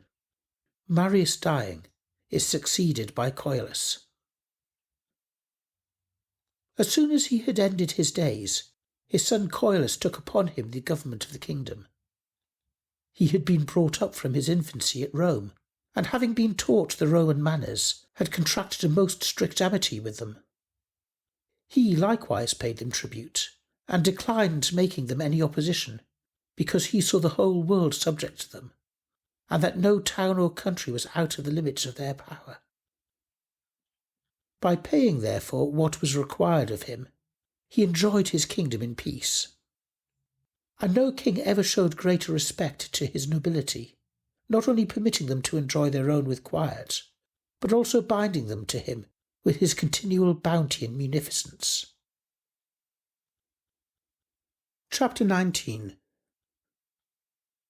Lucius is the first British king that embraces the Christian faith, together with his people. Coelus had but one son, named Lucius, who, obtaining the crown after his father's decease, imitated all his acts of goodness, and seemed to his people to be no other than Coelus himself revived. As he had made so good a beginning, he was willing to make a better end, for which purpose he sent letters to Pope Eleutherius, desiring to be instructed by him in the Christian religion. For the miracles which Christ's disciples performed in several nations wrought a conviction in his mind, so that being inflamed with an ardent love of the true faith, he obtained the accomplishment of his pious request. For that holy Pope, upon receipt of this devout petition, sent to him two most religious doctors, Faginus and Duvanus, who, after they had preached concerning the incarnation of the Word of God, administered baptism to him and made him a proselyte to the Christian faith. Immediately upon this, people from all countries, assembling together, followed the king's example, and being washed in the same holy laver, were made partakers of the kingdom of heaven. The holy doctors, after they had almost extinguished paganism over the whole island, dedicated the temples that had been founded in honour of many gods to the one only God and his saints, and filled them with congregations of Christians. There were then in Britain 28 flamens, as also 3 archflamens, to whose jurisdiction the other judges and enthusiasts were subject. These also, according to the apostolic command, they delivered from idolatry, and where there were flamens, made them bishops, where archflamens, archbishops. The seats of the archflamens were at the 3 noblest cities, viz. London, York, and the city of Legions, which its old walls and buildings show to have been situated upon the river Usk in Glamorganshire. To these 3, now purified from superstition, were made subject 28 bishops and their dioceses. To the metropolitan of York were subject Deira and Albania, which the great river Humber divides from Lurgria. To the metropolitan of London were subject Lurgria and Cornwall. These 2 provinces the Severn divides from Cambria or Wales, which were subject to the city of Legions. Chapter 20. Faginus and Duvanus give an account at home of what they had done in Britain. At last, when they had made an entire reformation here, the 2 prelates returned to Rome and desired the Pope to confirm what they had done. As soon as they had obtained a confirmation, they returned again to Britain, accompanied with many others, by whose doctrine the British nation was in a short time strengthened in the faith. Their names and acts are recorded in a book which Gildas wrote concerning the victory of Aurelius Ambrosius, and what is delivered in so bright a treatise needs not to be repeated here in a meaner style. End of Book 4, Part 2.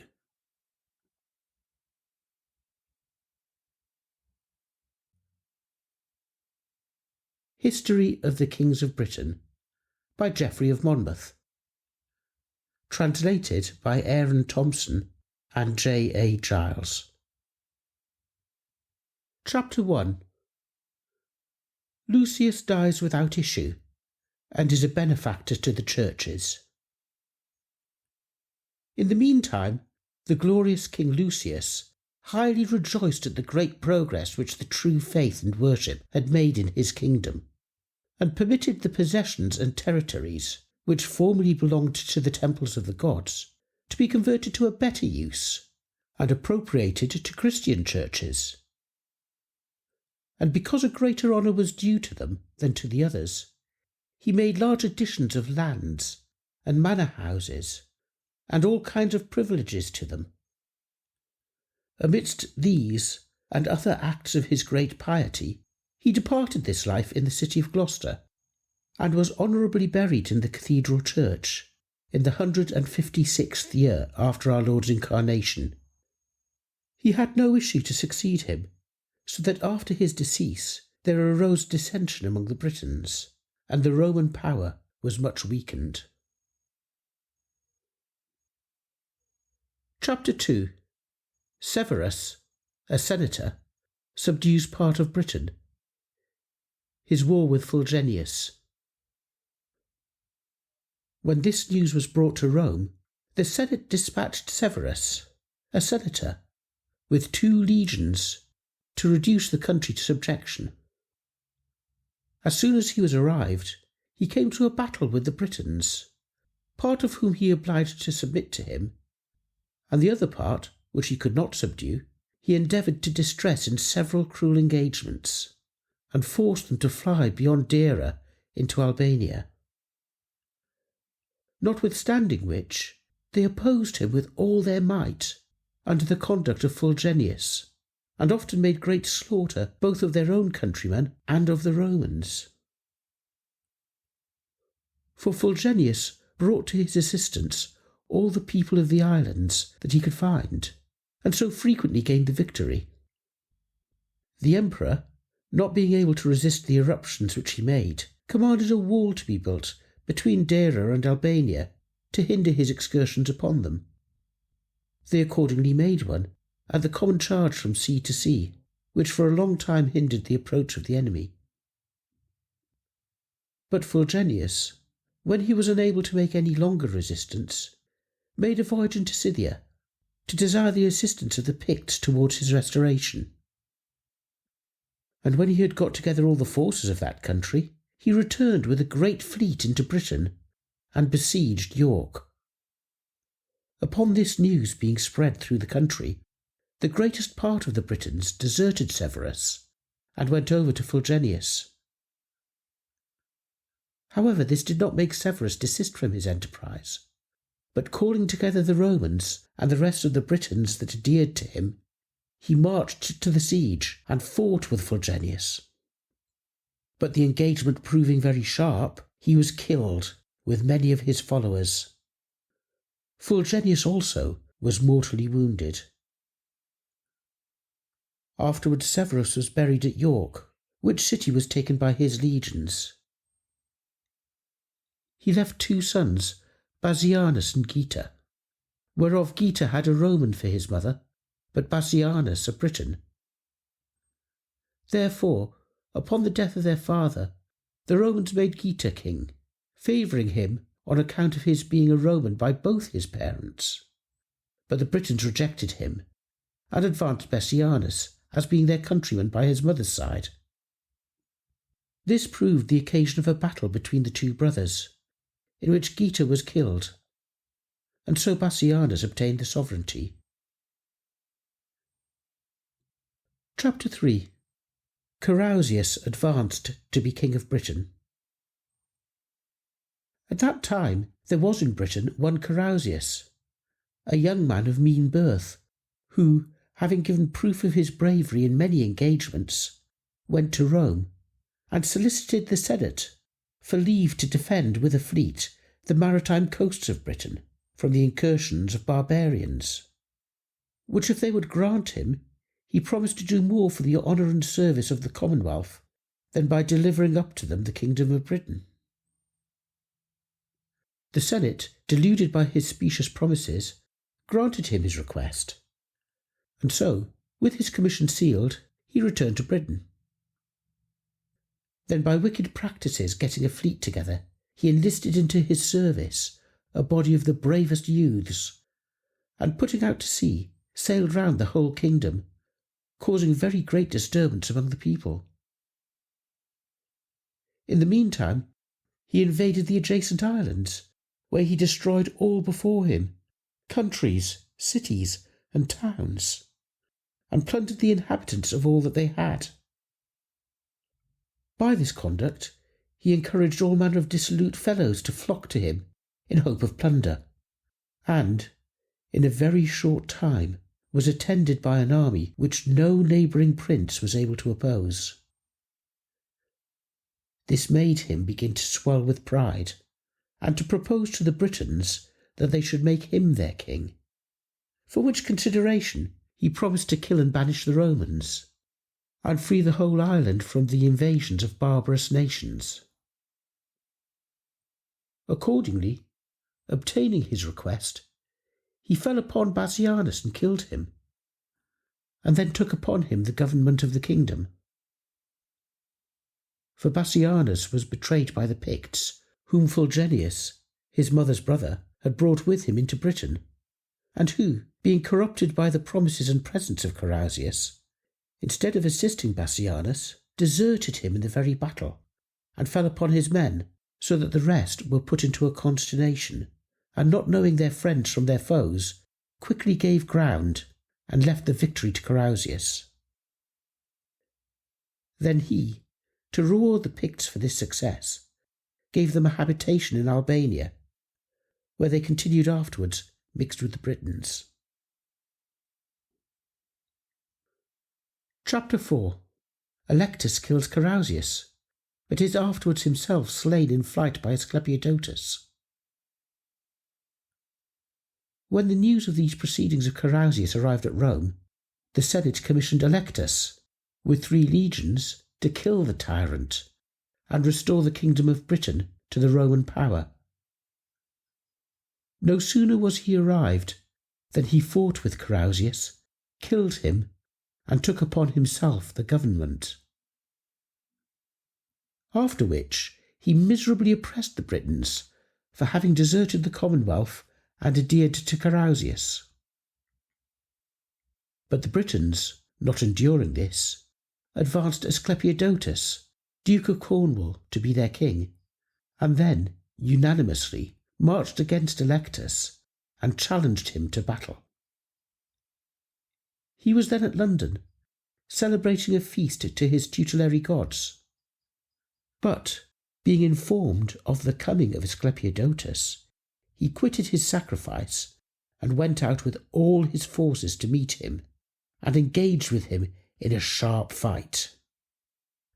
But Asclepiodotus had the advantage, and dispersed and put to flight Electus's troops, and in the pursuit killed many thousands, as also King Electus himself. After this victory, Livius Gallus, the colleague of Electus, assembled the rest of the Romans, shut the gates of the city, and placed his men in the towers and other fortifications, thinking by these means either to make a stand against Asclepiodotus, or at least to avoid imminent death.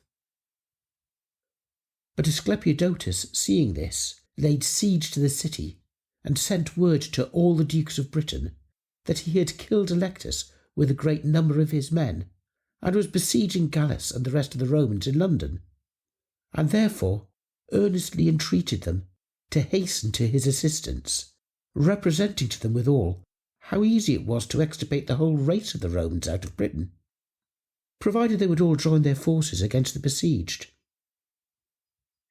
At this summons came the Domitians, Venedocians, Tyrians, Albanians, and all others of the British race. As soon as they appeared before the Duke, he commanded vast numbers of engines to be made, to beat down the walls of the city. Accordingly, everyone readily executed his orders with great bravery, and made a violent assault upon the city, the walls of which were in a very short time battered down, and a passage made into it.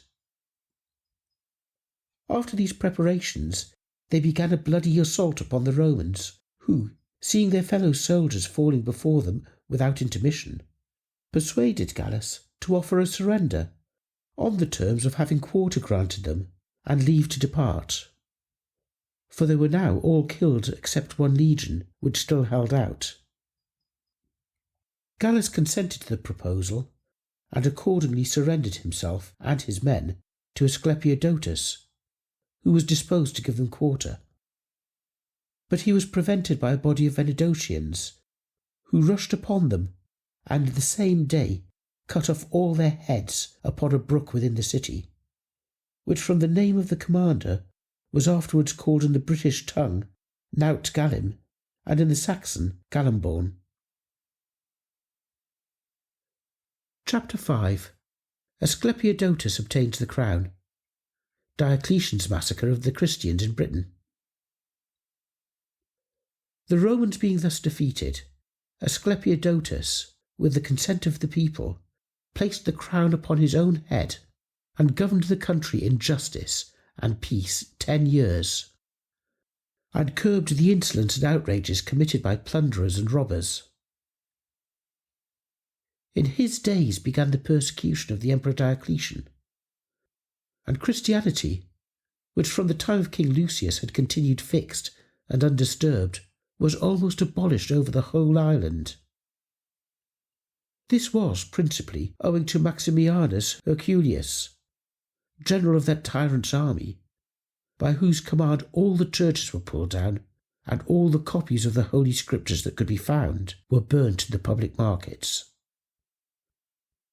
The priests also, with the believers under their own care, were put to death, and with emulation pressed in crowds together for a speedy passage to the joys of heaven as their proper dwelling place. God therefore magnified his goodness to us, for as much as he did, in that time of persecution, of his mere grace, light up the bright lamps of the holy martyrs, to prevent the spreading of gross darkness over the people of Britain, whose sepulchres and places of suffering might have been a means of inflaming our minds with the greatest fervency of divine law, had not the deplorable impiety of barbarians deprived us of them. Among others of both sexes, who continued firm in the army of Christ, and suffered, were Alban of Verulam, and Julius, and Aaron, both of the city of legions.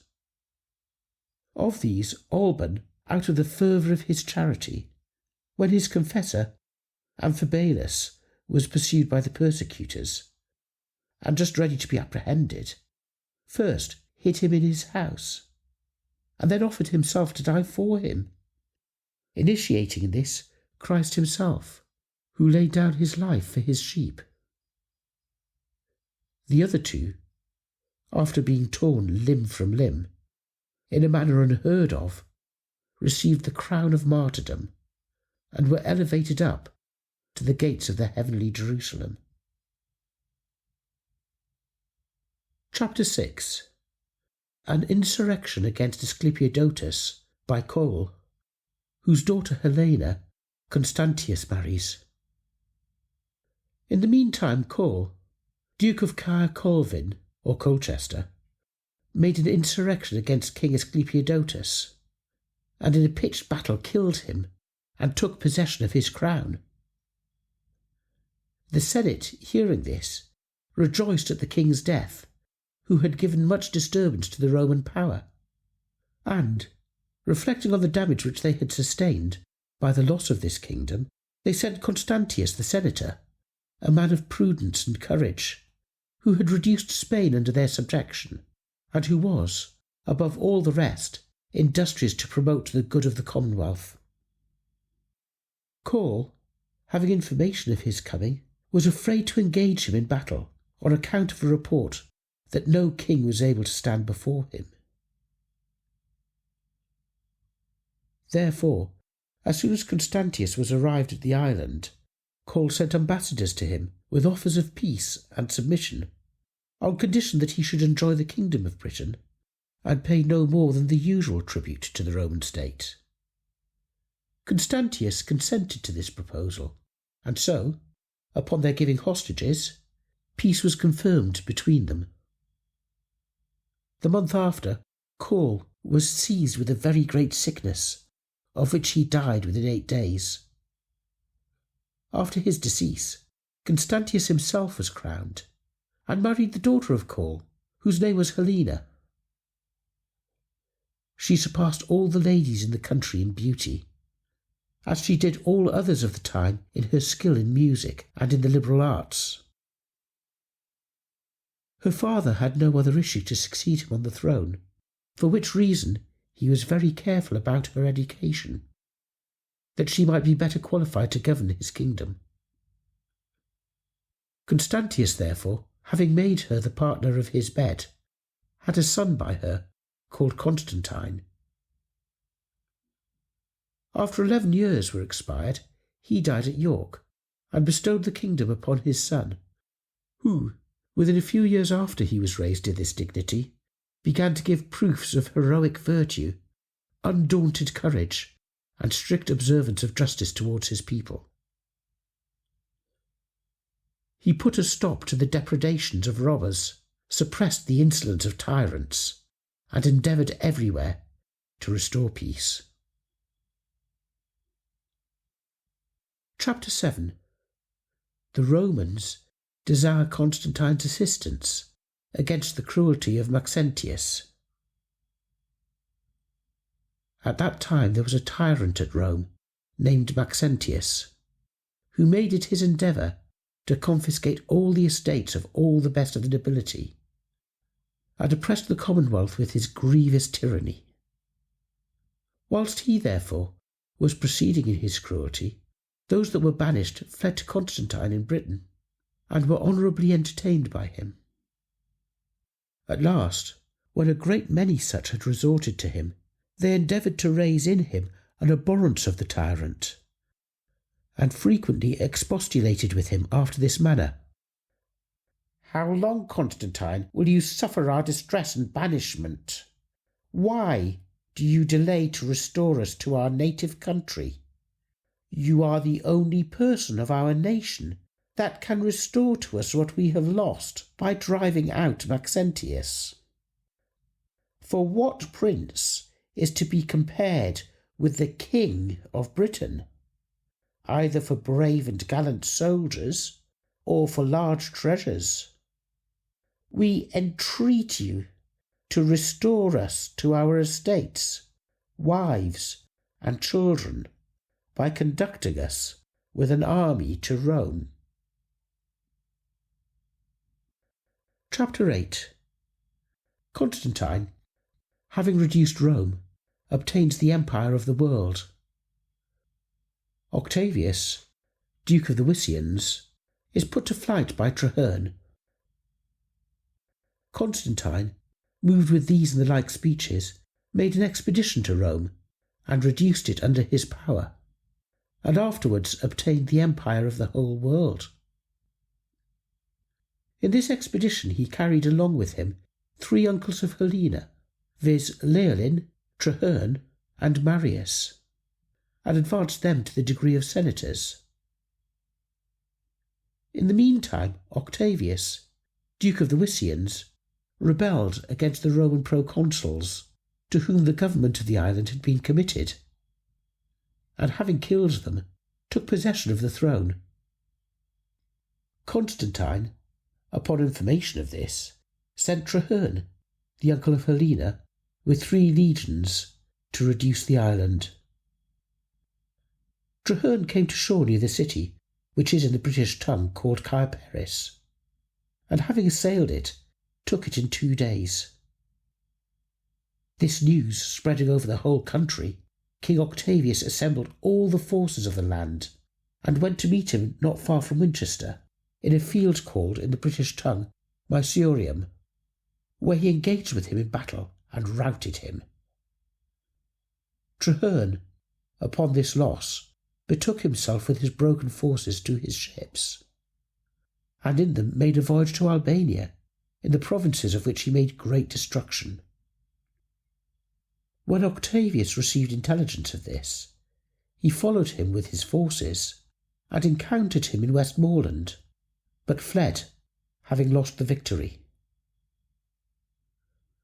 On the other hand, Traherne, when he found the day was his own, pursued Octavius, nor ever suffered him to be at rest till he had dispossessed him of both his cities and crown. Octavius, in great grief for the loss of his kingdom, went with his fleet to Norway to obtain assistance from King Grunbert. In the meantime he had given orders to his most intimate adherents to watch carefully all opportunities of killing Traherne, which accordingly was not long after done by a magistrate of a certain privileged town, who had a more than ordinary love for him. For as Traherne was one day upon a journey from London, he lay hid with 100 men in the vale of a wood through which he was to pass, and there fell on him unawares, and killed him in the midst of his men. This news being brought to Octavius, he returned back to Britain, where he dispersed the Romans and recovered the throne. In a short time after this, he arrived to such greatness and wealth that he feared nobody, and possessed the kingdom until the reign of Gratian and Valentian. End of Book 5, Part 1.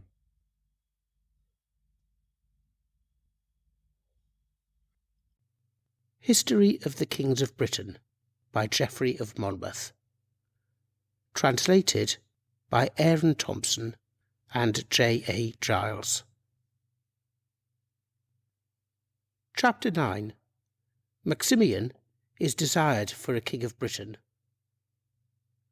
At last, in his old age, being willing to settle the government, he asked his council which of his family they desired to have for their king after his decease. For he had no son, and only one daughter, to whom he could leave the crown.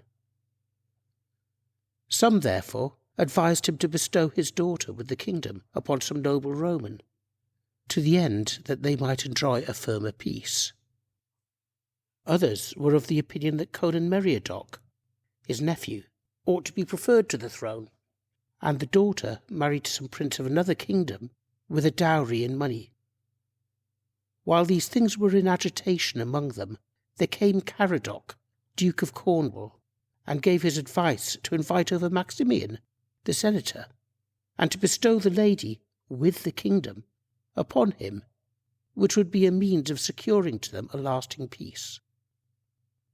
For his father Leolin, the uncle of Constantine, whom we mentioned before, was a Briton, but by his mother and place of birth he was a Roman, and by both parents he was descended of royal blood, and there was a sure prospect of a firm and secure peace under him, on account of the right which he had to Britain by his descent from the emperors, and also from the British blood.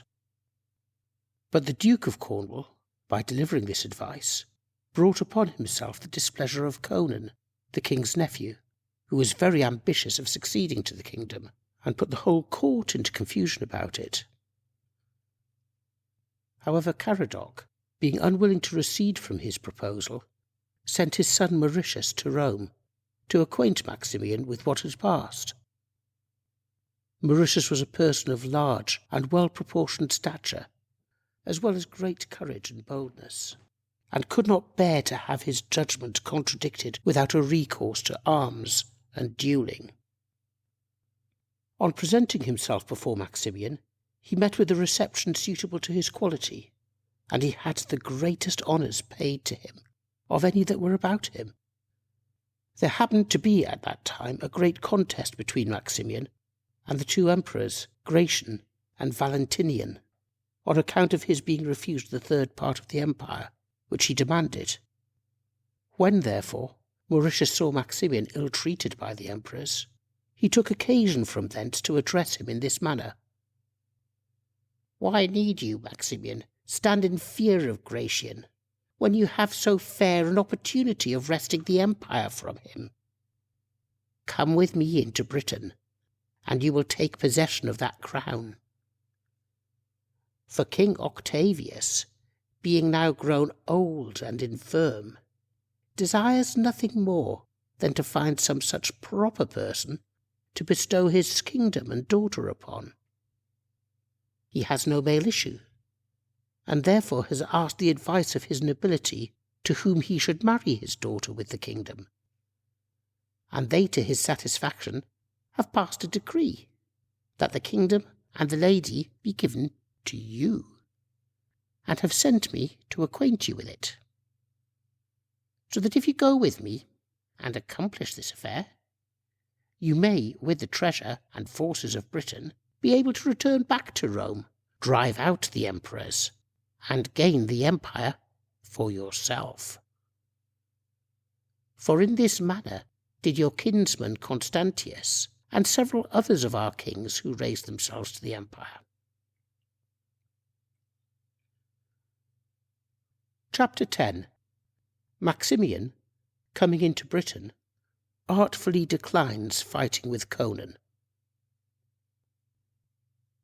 Maximian was pleased with the offer, and took his journey to Britain, but in his way subdued the cities of the Franks, by which he amassed a great treasure of gold and silver, and raised men for his service in all parts.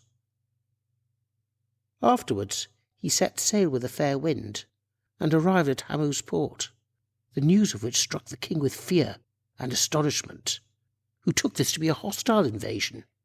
Whereupon he called to him his nephew Conan, and commanded him to raise all the forces of the kingdom, and go and meet the enemy. Conan, having made the necessary preparations, marched accordingly to Hamo's port, where Maximian had pitched his tents, who, upon seeing the approach of so numerous an army, was under the greatest perplexities what course to take. For as he was attended with a smaller body of men, and had no hopes of being entertained peaceably, he dreaded both the number and courage of the enemy. Under these difficulties, he called a council of the oldest men, together with Mauritius, to ask their advice what was to be done at this crucial juncture. "It is not for us," said Mauritius, "to hazard a battle with such a numerous and powerful army. Neither was the reduction of Britain by arms the end of our coming. Our business must be to desire peace and a hospitable treatment, till we can learn the king's mind. Let us say that we are sent by the emperors upon an embassy to Octavius, and let us with artful speeches pacify the people." When all had shown themselves pleased with this advice, he took with him 12 aged men with grey hairs, eminent beyond the rest for their quality and wisdom, and bearing olive branches in their right hands, and went to meet Conan. The Britons, seeing they were men of a venerable age, and that they bore olive branches as a token of peace, rose up before them in a respectful manner, and opened a way for their free access to their commander. Then presenting themselves before Conan Meriadoc, they saluted him in the name of the emperors and the senate, and told him that Maximian was sent to Octavius upon an embassy from Gratian and Valentinian. Conan made answer, "Why is he then attended with so great a multitude? This does not look like the appearance of ambassadors, but the invasion of enemies." To which Mauritius replied, "It did not become so great a man to appear abroad in a mean figure, or without soldiers for his guard, especially considering that by reason of the Roman power and the actions of his ancestors, he has become obnoxious to many kings. If he had but a small retinue, he might perhaps have been killed by the enemies of the Commonwealth. He is come in peace, and it is peace which he desires, for from the time of our arrival our behaviour has been such as to give no offence to anybody. We have bought necessities at our own expenses, as peaceable people do, and have taken nothing from any by violence." While Conan was in suspense whether to give them peace or begin the battle, Caradoc, king of Cornwall, with others of the nobility, came to him, and dissuaded him from proceeding in the war after this representation. Whereupon, though much against his will, he laid down his arms and granted them peace. Then he conducted Maximian to London, where he gave the king an account of the whole proceeding. Chapter 11. The kingdom of Britain is bestowed on Maximian. Caradoc, after this, taking along with him his son Mauritius, commanded everybody to withdraw from the king's presence, and then addressed him in these words: "Behold, that which your more faithful and loyal subjects have long wished for is now, by the good providence of God, brought about. You commanded your nobility to give their advice how to dispose of your daughter and kingdom, as being willing to hold the government no longer on account of your great age. Some, therefore, were for having the kingdom delivered up to Conan, your nephew, and a suitable match procured for your daughter elsewhere, as fearing the reign of our people, if any prince that is a stranger to our language should be set over us. Others were for granting the kingdom to your daughter, and some nobleman of our own country, who should succeed you after your death. But the greater number recommended some person descended of the family of the emperors, on whom you should bestow your daughter and crown. For they promised themselves a firm and lasting peace as the consequence of such a marriage, since they would be under the protection of the Roman state. See, then, God has vouchsafed to bring you a young man who is both a Roman and also of the royal family of Britain, and to whom, if you follow my advice, you will not delay to marry your daughter. And indeed, should you refuse him, what right could you plead to the crown of Britain against him?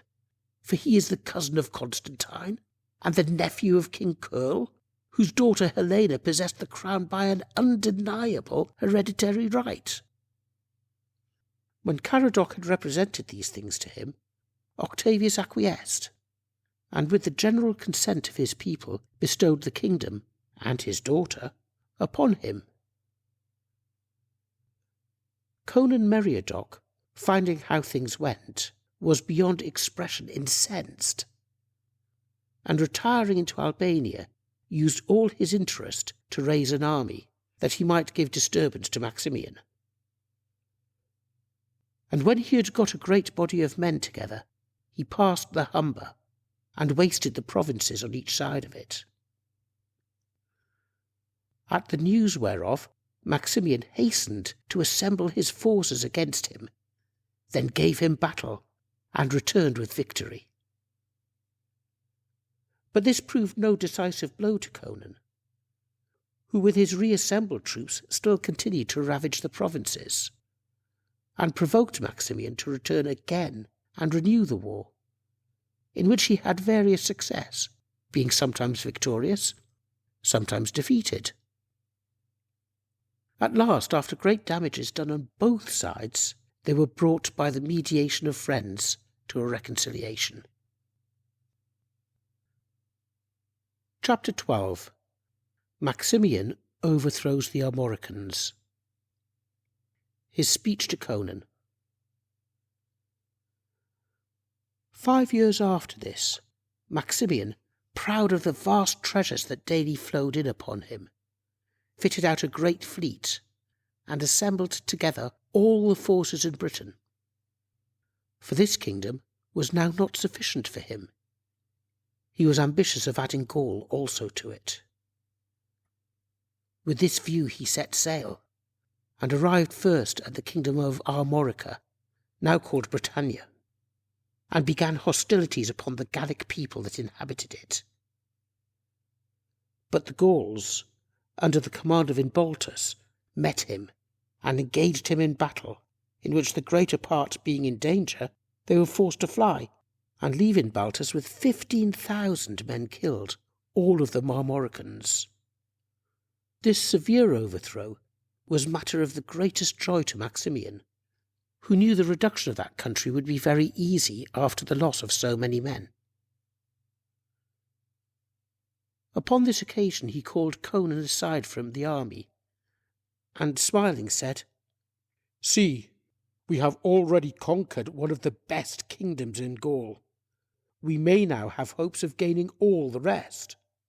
Let us make haste to take the cities and towns before the rumour of their danger spread to the remoter parts of Gaul, and raise all the people up in arms. For if we can but get possession of this kingdom, I make no doubt of reducing all Gaul under our power. Be not therefore concerned that you have yielded up the island of Britain to me, notwithstanding the hopes you once had of succeeding to it, because whatever you have lost in it, I will restore to you in this country. For my design is to advance you to the throne of this kingdom, and it shall be another Britain, which we shall people with our own countrymen, and drive out the old inhabitants. The land is fruitful in corn, the rivers abound with fish, the woods afford a beautiful prospect, and the forests are everywhere pleasant. Nor is there, in my opinion, anywhere a more delightful country. Upon this Conan, with a submissive bow, gave him his thanks, and promised to continue loyal to him as long as he lived.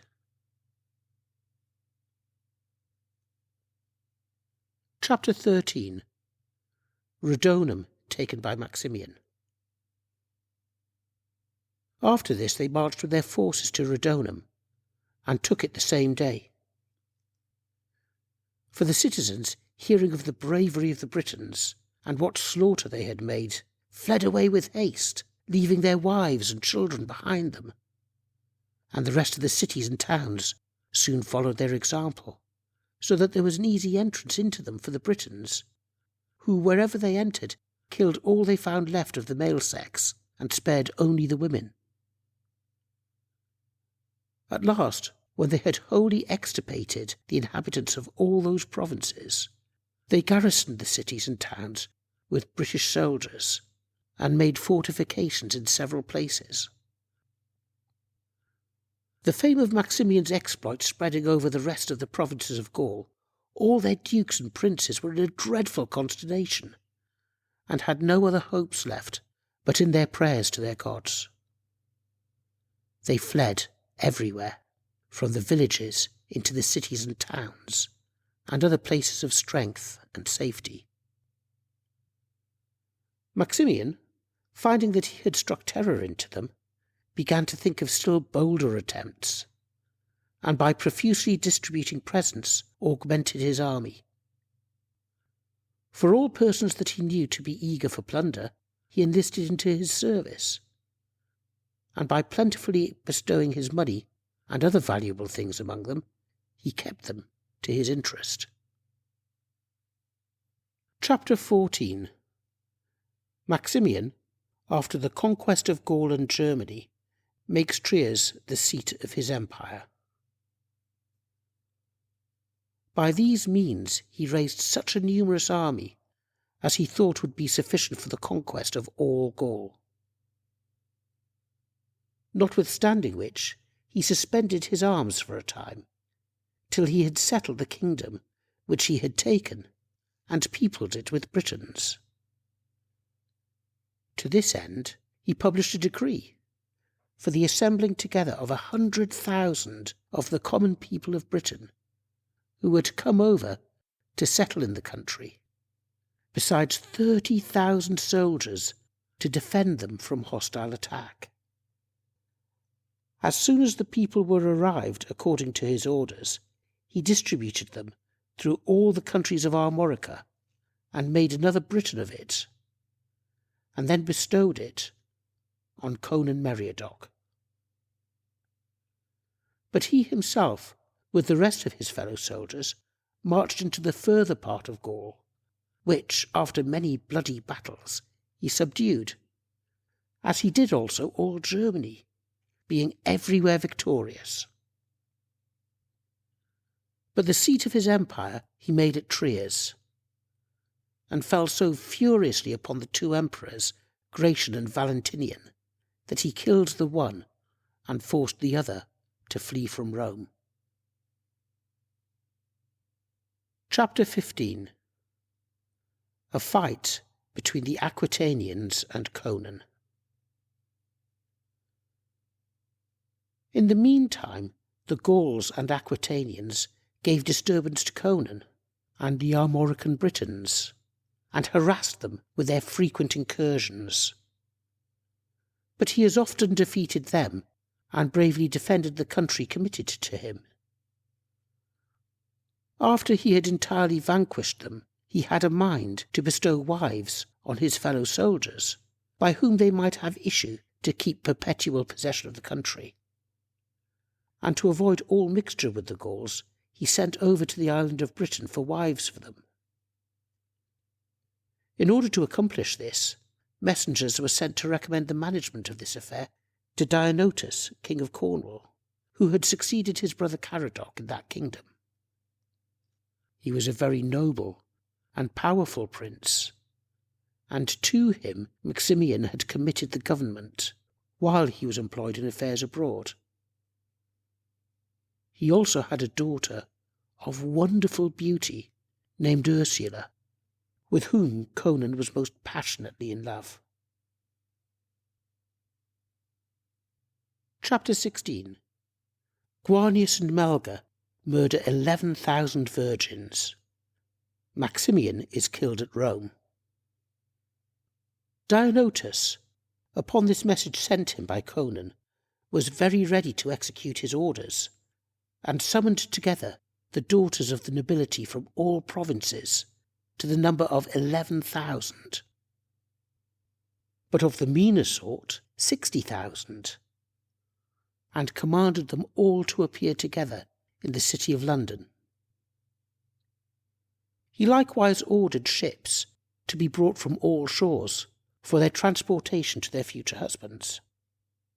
And though in so great a multitude many were pleased with this order, yet it was displeasing to the greater part, who had a greater affection for their relations and native country.